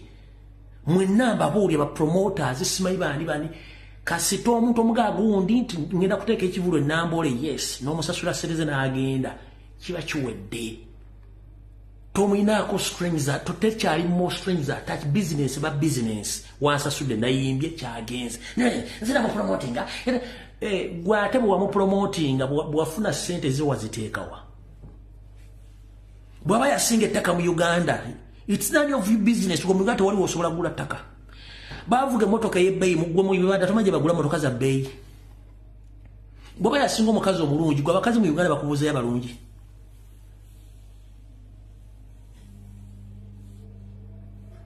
Kati gwe omusajja omunyarwanda abe musinguzi oyite Kyagulanyi Ssentamu agende mu Lubiri gye mwali mutegesa abasajja ba SFC omutuusaako olabe n'abayayi bammwe emmodel ezimugamba togeza n'olunyendo atajja kati nekikunyiiza ojja okola video bwalina wali omusasudde. Nabagamba omuganda asigala muganda n'abanyampi musigala banyampi. Omwebe babakuliza ku mata amata ago bwe mugateekamu omunnyo oba ne mugateekamu vinegar ne gafa gatuuka ekiseera ne gafamentinga. Kati ekintu kyonna bwe kifamentinga kifuukamu omwenge. Volume y'omwenge eyinza okuba nga si nnene nnyo eyinza okuba teweza 1%. Newo keeping on ng'onywa amata ne products zaago ebimukola simekitiviita simubikola mutuuka ekiseera ne bwonga butandisa obwongo butuuka ne bufa mukula temulina magezi mwenna. Tunula mwenna bayita ne muli baakabano mwenna temulina magezi. Gwe tosobola kuŋŋa nti abe omusinguzi osobola okugwangana Kyagulanyi Ssentamu mu bintu by'empewo kizibu yamanya kubanga yali amanyi nti mumutegekedde ekizibu n'atajja. Munywa amata amafu gwate omanyira kyanku sige nakuwoninga famire yosagala giyingiramu naye ekino ekifaananyi kyenkulaze amanya ngalina yaani gy'oli na buli kimu just nkusonyi busonyi kuwoninga va ku Kyagulanyi kolera Salimu Sale ne kagurupu kamu nze bw'ono nnyingiramu ng'omuntu nja kukulagirako bweri nja kukubula ekyakugaana okugejja nja kugaana ekyakugaana okugejja n'ekikugaana okuggyako enkofiira. Omotambula oyugira nga balugwali nnyo omutuba ffe tuli bazibu nnyo tetwagala kumanya. Akasajja kasiiwufu kalinga amakugunyu g'enkima kubanga geetuuza buli kaseera bweti. Gwe mukulu weetereze.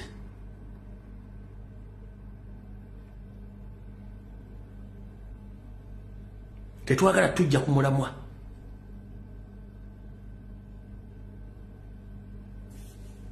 Awo tuvudde tetwagala kulwawo. Kati njagala mbagambe ekigambo kya DP Bulo kuba nakibagamba dda nga mulowooza nsaaga. Akabinja kano kanene nnyo kuba natuukako ne mbagamba nti abasajja bonna bali mu opposition abamu basaana kufa okufuna bannayuganda okutereera abasinga omulowooza mwali nsaaga. Kati njagala musooke muwulirize omukulu ono y'omu ku kagurupu k'abano abasajja. No, nga sinagenda eyo foka mbadde nerabidde. Mumpulirize bulungi. Nze ndi munnayuganda ayagaliza buli munnayuganda oba oli wa NRM oba oli waki naye Kakotanda of Robert Kyagulanyi Ssentamu awo tujja kwabika. Njagala mumpulirize bulungi mwenna oba oli mu gavumenti ya Museveni ng'omukoowa oba olina enkyukakyuka gy'ala okuwuliriza oba buli kimu oli majje oli mu gavumenti office oddukanya bizinensi okola buli kimu mpuliriza bulungi nnyo wano. Buno obubaka njala bugendererwa Uganda mwenna maze obbamenya mu biti byammwe. Ndi wano okubategeeza mwegendereze nnyo obukodyo bwa Museveni bw'akozesa okusengejja baani abatamwagala. Abantu bangi bafiridde mu kakodyo kano nga temunnakabuuka. Njagala nkababuusa omulundi ogusembayo mumpulirize bulungi nnyo. Gwe wenna ng'oli mu gavumenti oli mu office oli public figure oddukanya business mpuliriza bulungi oli mu UPDF oli mu SFC oli ludda wampuliriza bulungi muli nsiima mumpuliriza bulungi. Ndi wano okutegeeza eggwanga n'abantu bonna kubanza saagala muntu afa sinze nina obuyinza mu mikono gya Katonda. Zino ze plani za Museveni mwabadde akolera akakungunta ke okumanya baani abatamwagala ebbanga lyonna. Mulize bulungi. Olunaku lumu Yoseri yayita abakulu mu magye nga ne mutowe General Salim Salakandi naho George yalimu nga n'omugenzi Nobo Mayombo yalimu kwolwo. N'abagamba bannange olwo ng'atandika akakodyo kano ngenda kabanyonnyola ak'okusengejja baani abatamwagala. N'abatuuza mu meeting n'abagamba nti nze mpulira njagala kuta kintu kino naye ku mmwe mwenna ani asobola okunzirira mu bigere. Olw'okuba nti General Salim Sali akimanyi nti Mayombo Nobo Mayombo ali capable ng'omukulembeze asobola okuliplacinga Museveni. Yali aliranye Nobo Mayombo weri atudde n'agezaako mugamba towanika kati n'okuba nti yali amuliranye nga tasobola mukuba ku mukono toguteekayo yamukoonako wansi ku kigere. Kati yo omugenzi Nobo Mayombo yalowooza nti Salimu Salama mugambye kola ki wanika. Nobo Mayombo n'awanika omukono nti nze suitable candidate asobola okuddira mu ki mu bigere. Jukira Mayombo yali darling nnyo yali mwagala nnyo mu magye nga n'ensi emwagala.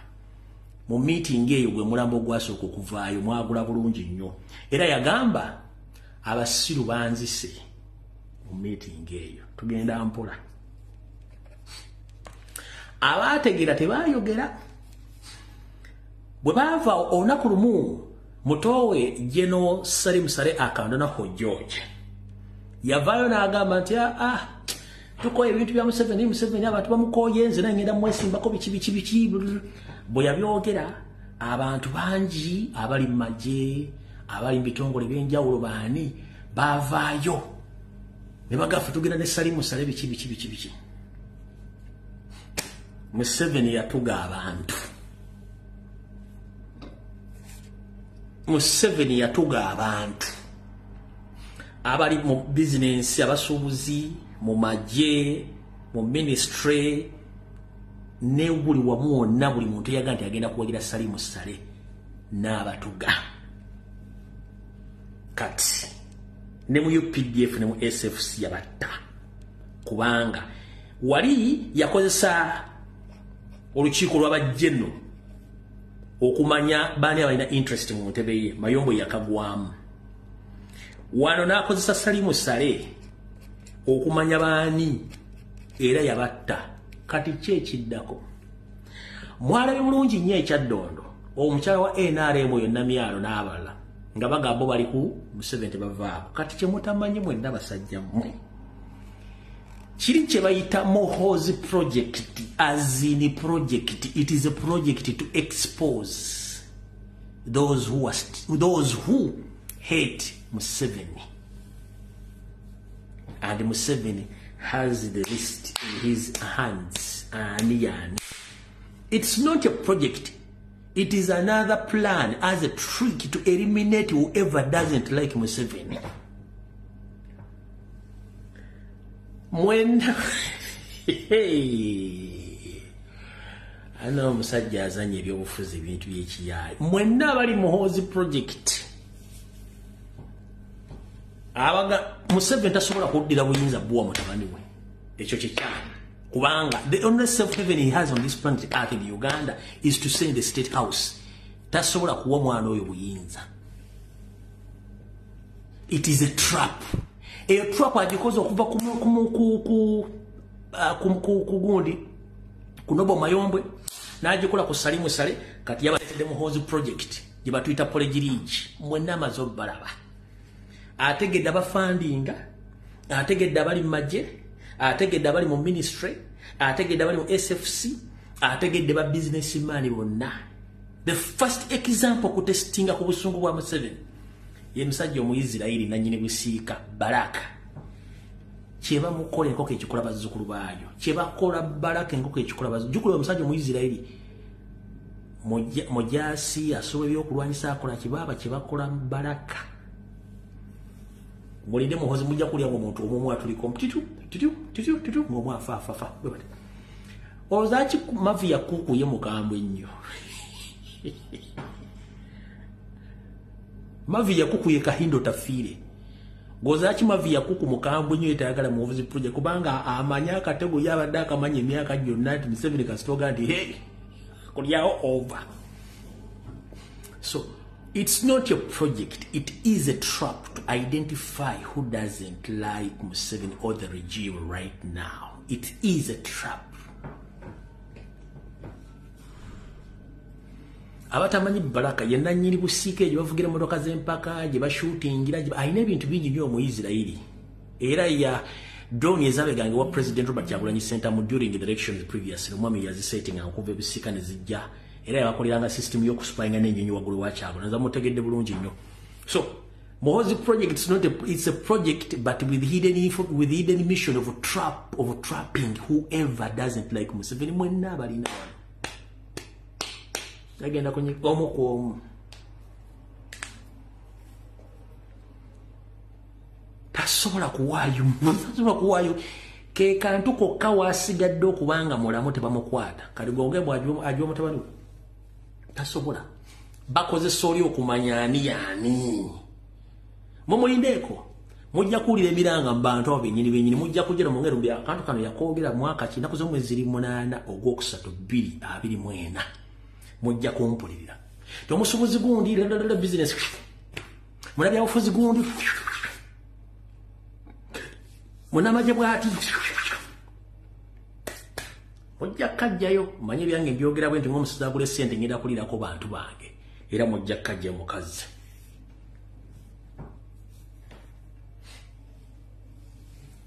Smite patriotikiriji gendo la video na meja kuzega fete tubimanyi tekiri ne mateeka tekikirizibwa mbwate omwana atavuganya kitaawe awo tuvudde kati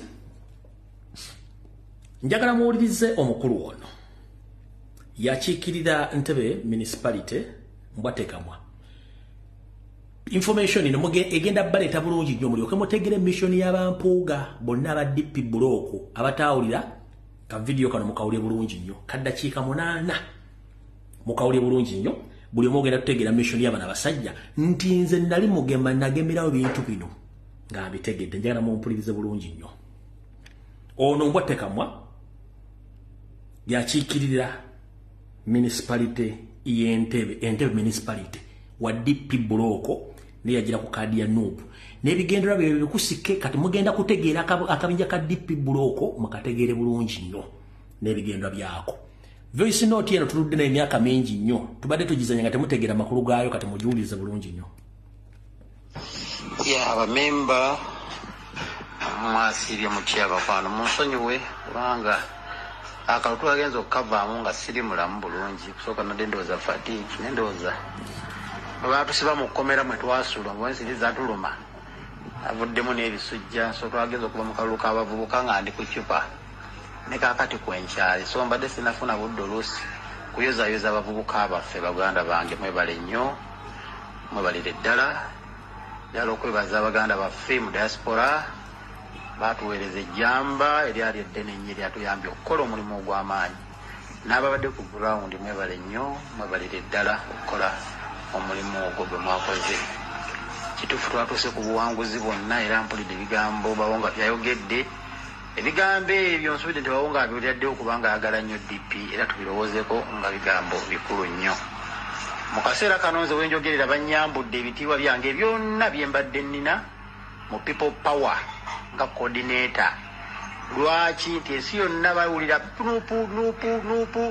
nuupu wamu yawangudde ne bagamba Kakembe bendo lye lyabadde akulembera yatulimbalimba. Ntebe ne Busiro South DP gye tuwulira yakoze eki? Teri kiruma basajja bano okulaba nga bakozesezza burandi yaabwe enkofiira yaabwe ate okutunda DP nga ate DP tebalabawo DP tebalabawo naye ate mukozesa burandi yaffe okutunda DP era ge mazima. Obuwanguzi Democratic Party bwe yatuuseko mu bavubuka mu Busiro South n'Entebbe municipality ezo ze ntuyo za Kakembo ate ge maziga ga Kakembo gakaaba olwa demotion gye yafunye mu performance nafunye 0. Bandabye ngaalya mu struggle olukwe bandabye ngaabalimba n'olwokubanza eri musajja wa DP ate DP njagala ate DP njikolerera.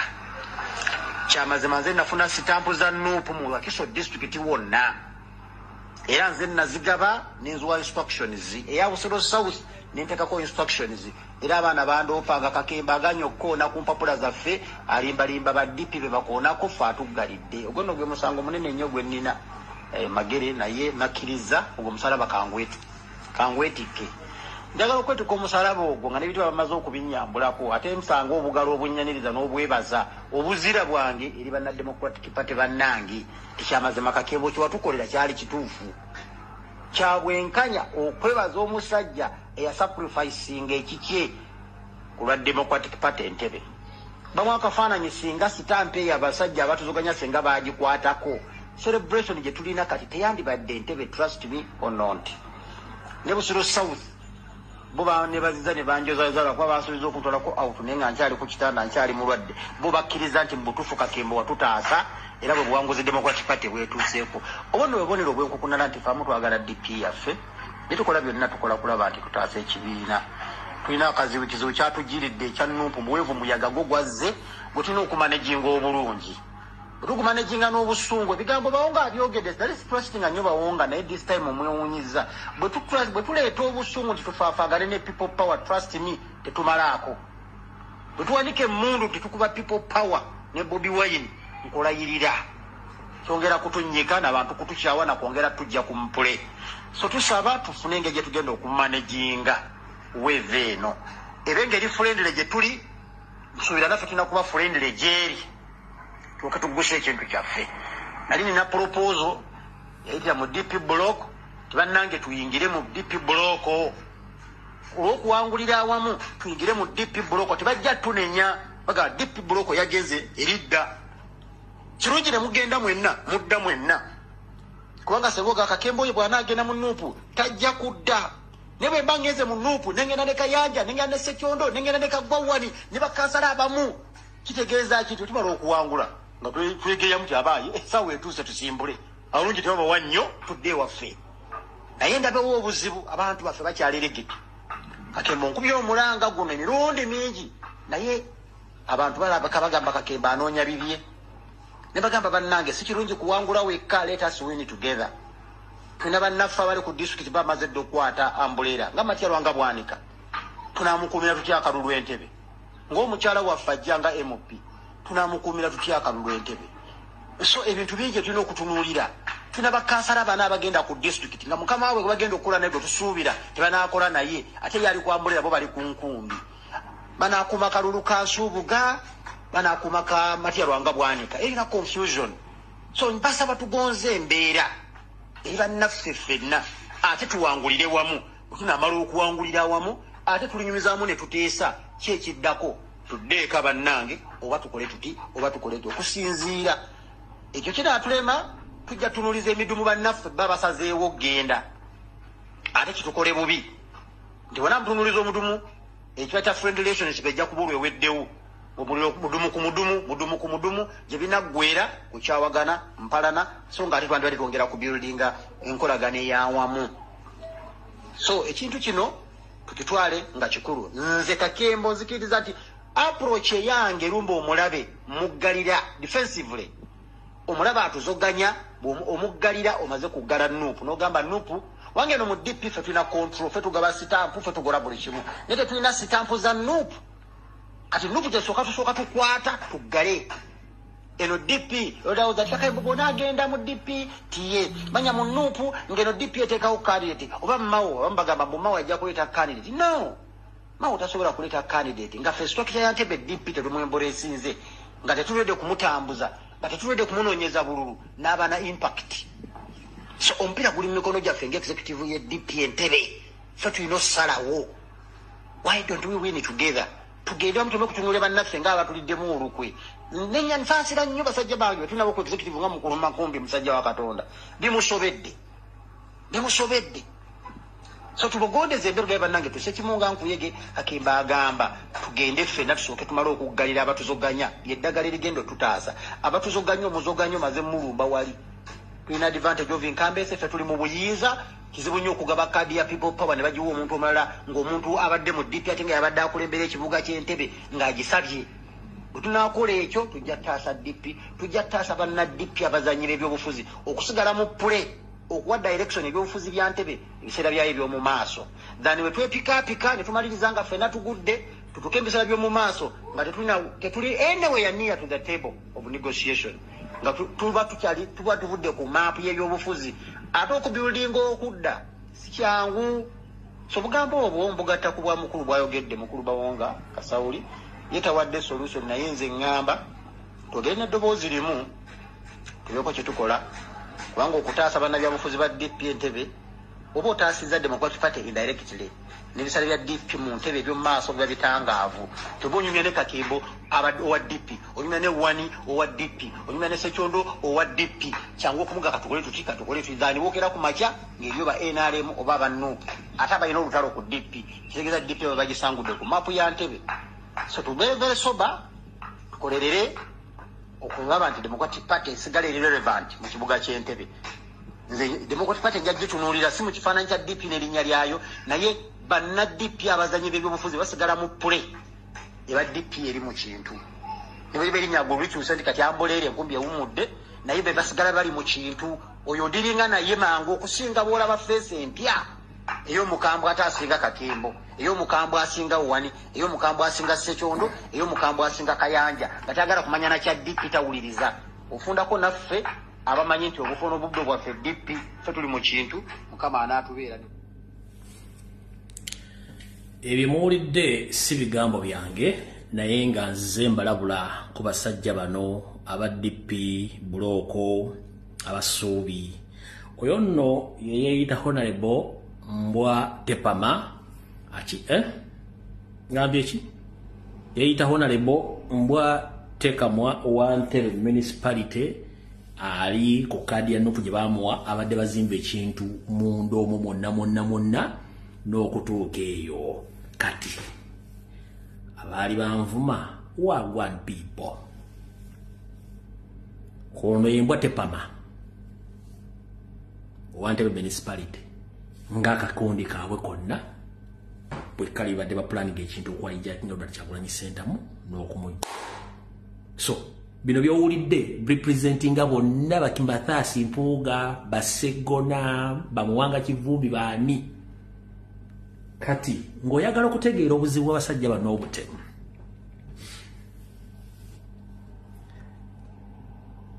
bwe baali bagenda okukyusa Mathasi Mpuuga Nsamba bateekeko Joel Ssenyonyi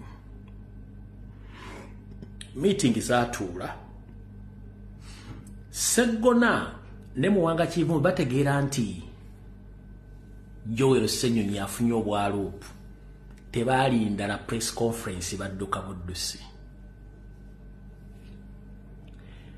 bwe baayita omukulu ono Mathasi Mpuuga Nsamba okunnyonnyola ku ssente ziyakkiriza nti ssente yazifuna bayita Segona ne bayita Muwanga Kivumbi n'abalala baagaana okujja mu lukiiko olwo kiki ekibagaana ke kanyoomonyoomo ne missoni yaabwe kati abasajja bano ng'ono Mbwa Tepama ow'Entebbe municipality Kakembo Mbwa Tepama factory Mbwa Tepama alinzo mmanyi nze bigabye wange mbyogera we sina mukwano kasitoba ngovuna bagamba nze sina mukwano baganga mateeka sina mukwano ze misango bakutwale era bammanyi nga nze ne bokola omusango likyali wange bakutwala nibo gulo lutalo nga ntuddawo nga sinze nalukugambe balugulewo bakukuba n'owooma bulungi nnyo sikutaasa. Those are my principles. Oba byeze embeera zange ez'obuntu nze bwozzi omusango kubira muntu wange bakutwala n'osaavi ng'ojja kudda. Kati ono Kakembo Mbwa Tepama Wentebe municipality ne Kakundi kakaba DP block ebbanga lyonna mulemesezza eggwanga okufuna enkyukakyuka kubanga mugaggawalya mu gavumenti nga mufuna ensimbi munyooma abantu mulooza mwe mulina constitution y'ebyobufuzi mu Uganda temwagala abantu babagambeko mwayiga ebintu ebi mwayiga propaganda blackmail ne bribe ebintu bisatu propaganda blackmail ne bribe akulemye okuba propaganda omukuba blackmail bwalema blackmail mu bribing ze nkola zammwe ssatu ze mukola okulemesa omuntu ne mu frustrating omuntu era kyobala nti nwanye nammwe ensi okubategeera kiki muli Museveni yandibadde teyatuuka dda na wano yandibadde yavaako dda almost 15 years back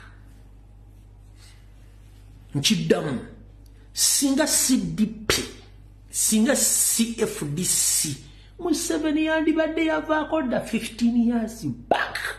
But such gentlemen, no, such mafias and useless people are so-called politicians. Bebaletedde Museveni okubeerangawo nkubanga abawa ssente. Bwe navanga ne bagula kati Lumbu ye alimba avuma bakulembeze no ndina obusungu. Bakulu ndina obusungu. Abasajja bano bafuluma kusereza omuso ne balaba ensinga bwe zitambula. Lwaki gye batambulira tebasobola ku implementinga bintu ebyo. Muganda wange gwali wano. Kwate emitwalo 10 gyokka. Funa basi onyendaga muntu ogendeke Rwanda oyibule mu kibuga Kigali ojja kuva ngo ojja kunoonya jambi yakutemaati muntu. Justice Rwanda tewetaga visa. Emitwalo giri 10 egikutwala bagenda n'amadda. Keera ku makyo nye basi saa 12 zijja genda okuwera ssaawa 5 z'emisana ng'oli Kigali. Wetoletolemu awo essaawa nga 2 ku boda oddemu olinye basi okusaza saa 12 zijja kusanga okumi Uganda. Ojja kunoonya munda byabufuzi ali mu Kampala kabeerero kwa bono bakuba obatte. Just Kigali yekka.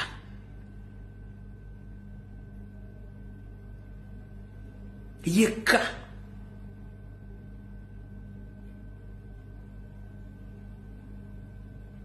Abasajja bayina amalwaliro agali ku 5 star wadde beera ya hotel.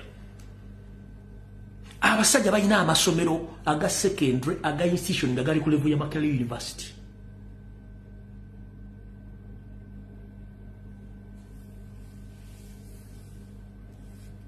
Ewaffe ensimbi bazibba bubbi bazimba Rwanda. Bano beba blockers. Bano bebazibira Museveni buli kimu. Era essaazi ne bali mu Barbara Kyagulanyi Center muno yennyini yadde ku TV ng'amulumba. Niye gono mbuuza omulumbira mu kkowe ki? Mugezaako muteekako ebibozibozi tebikyakola. Public emanye lyeraba. Baganda bange tetuli wantuze mu kusiika binyeebwa. Baganda fali mu diaspora amaze emyaka 50 nkagabangala kuddaka. Kati waliwo guy almost atafu abadde Sweden for 40 years. Yatukyekira ng'anoonya family takyagira bayise Windows. Naye ng'abadde mu diaspora all along. Eno teri bulamu. Bino tubaga tuzimbe eggwanga lyaffe tudde waka. Si lwakuba nti twagala. Wana abasajja bakola project ne bagisetting olwaleero ne bateekawo ekipa ne bagirookinga within a period of 6 months 1 year projecting ewedde. Nekyo ekyatuuka e Uganda gye batasobola kukola kintu kyonna ne kitereera.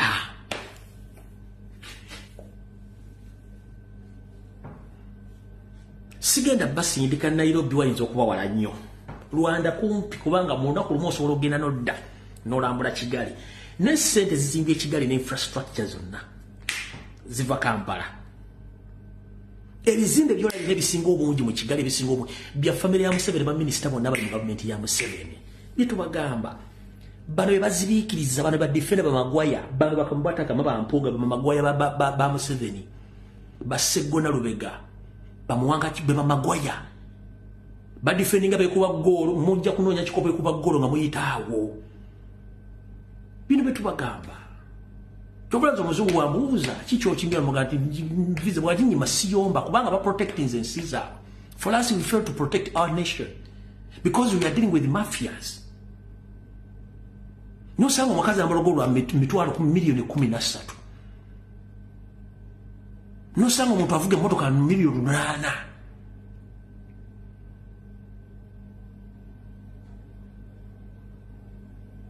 Goba document Anita Amongi yasinga bakulembeze bonna mu nsi no kufuna omusaala nga ne Biden mwali ne teeka munda mwali asinga ne Charles ofuna omusaala King wa Bongereza asinga ne asinga ne gundi nono wa Bongereza Prime Minister wa Bongereza Sunak asinga ne Tado wa Canada okufuna omusaala mweye nsi Uganda.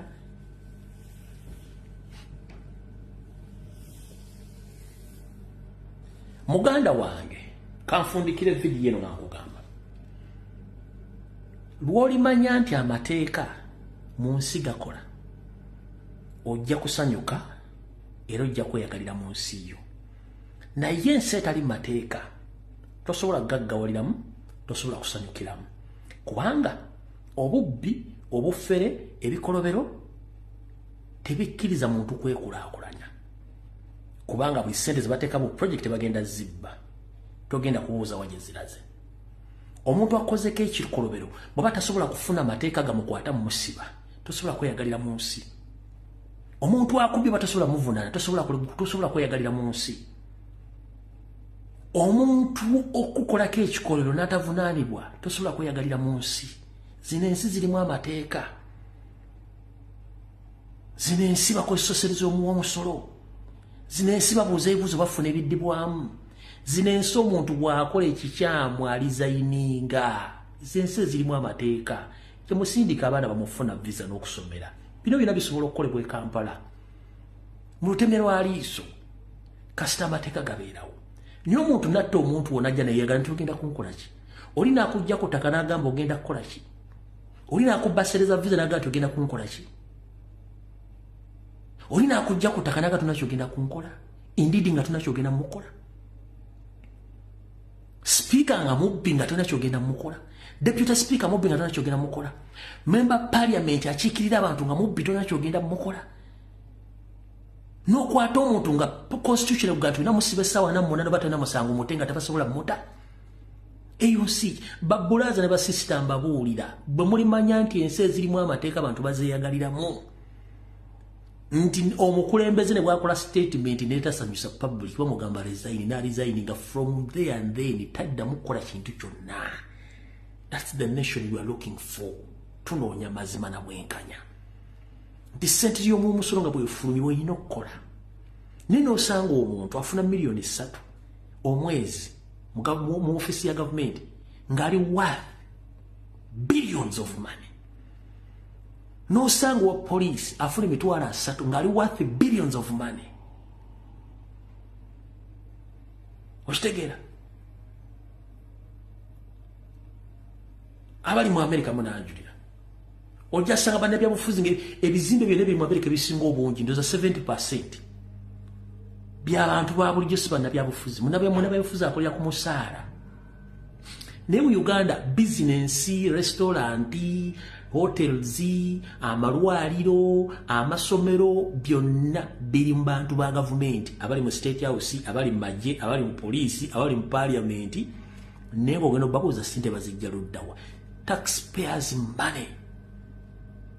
Kino tekyo tubagamba tituna bitwagala ntwagala kwese sigenda kwese bosi na kifo kyenjagala nina emikono ebiri nina engalabi nsobola okwekolerera biri bitubagamba titwagala kulwana nammwe twetaaga amateeka bw'oba okoze ekikyamu vaawo kkiriza titugenda kulwana simenyera waki nkuwemula no bitwagala tetwagala bintu bingi twetaaga nti ensimbi w'omusolo ekoze ekintu as simple as that.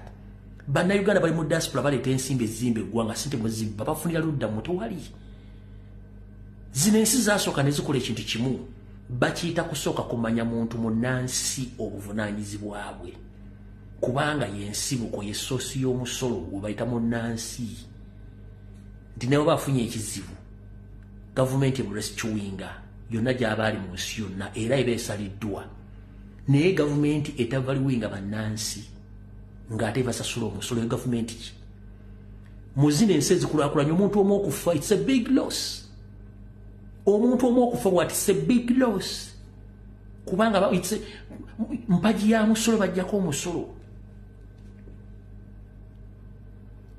mpagi ya musolo bajjako omusolo naye gwe omuntu mu Uganda okufa n'owamba omuntu n'omutta n'omusalako amabeere n'omusalako bitundu byo n'omusalako bulimaawa ensi kye kati saa zino wetwogera Uganda eringanga ennyama gye bakasukidde embwa buli omu alya ekiri ku Lake Victoria ba indigenous Ugandans baba bajje mu kuvuba Banyarwanda bayingidde bavuba mukere bavuba ebyennyanja bonna abagobye mu business wetwogerera essaawa zino mu Kampala Uganda abatemi b'ennyama abatunda ennyama abatunda ebisolo n'abalunda ebisolo babataddeko kalantiini kitegeeza eyo sekita ogissa ate ng'ebadde ewa abantu bangi emirimu gwe muganda ng'ali mu Kampala essaawa zino babataddeko kalantiini teri kuddamu kutunda nyama kutambuza kisolo kyonna naye nga kino kyonna kiri wolo plan babisima bagezageza ku controlling kalusu it's not kalusu no bagezaako banyigiriza mpaka wansi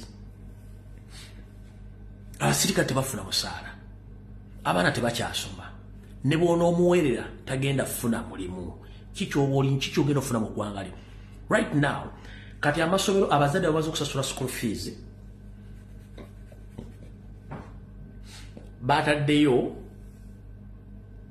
baagala ssente endala mubayina kati bataddeko simebe bwe bakiyita batya nkyerabidde bakiyita batya bayina essomo lye bataddewo mu Minister of Education baliyita skilling kati Minister of Education yayimplementinzeemu kye tuyita skilling naye skilling eyo mbwegenda kusomesa abaana baffe practicals nga bakyali mu ssomero naye ezo ozisasula ziri zanjawulo ku sukulu fees era abazadde abasinga mu Uganda batandise dde okutabuka emitwe nasasudde akakadde kamu n'ekitundu omwana agenze kusoma ate mu nkubira essimu twetaaga emitwalo 10 gya skilling so such things ebintu tebikwatagana ennyanja bagikubyeko abantu omanyi nti ennyanja ya Victoria ejjuddeko Abanyarwanda okuva gyetandikira ne gyekoma bebavuba mu Kenya bebakola biki gwokimanyi nti ebyennyanja bya Uganda omuddugavu monna Uganda tokyakkirizibwa ku lyato Bayindi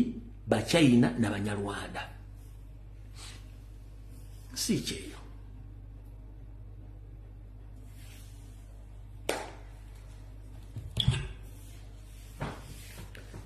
sina bingi bingenda bagamba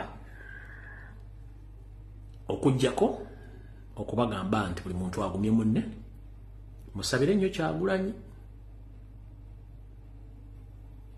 kintu kyalimu kinene nnyo okulwanyisa omulabe ng'ate abadde muntu ng'akuli ku mpisi kyangu ng'omulabisizza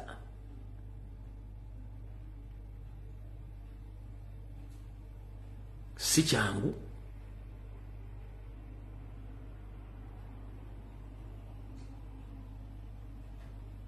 abasajja abo mbamanyi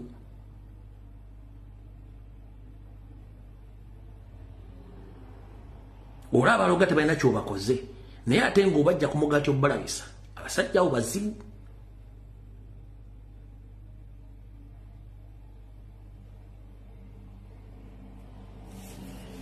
vidiyo ewedde tusinkane ku Sande essaawa zijja kubeera 2 okujja nga lwekikyuseemu ku Sande bwe nabo wakukyusa budde nja bategeeza ne bitu ntijja kusooka ssaawa 3 so wenzija ssaawa 3 mwewuunya ku Sande ya nyizo kujja ku 2 kitundu oba ku 3 nja kulaba kiki n'abankoze ku Sande tusinkane ku saa 2 ez'akasaawa ku Sande tusinkane nja baba buli obudde obutuufu mukama 13 ampeera naye nga mutegedde bulungi nnyo kati Kyagulanyi waali na buli kimu kyalimu mukama 13 ampeera mweraba vidiyo wedde mutambule mirembe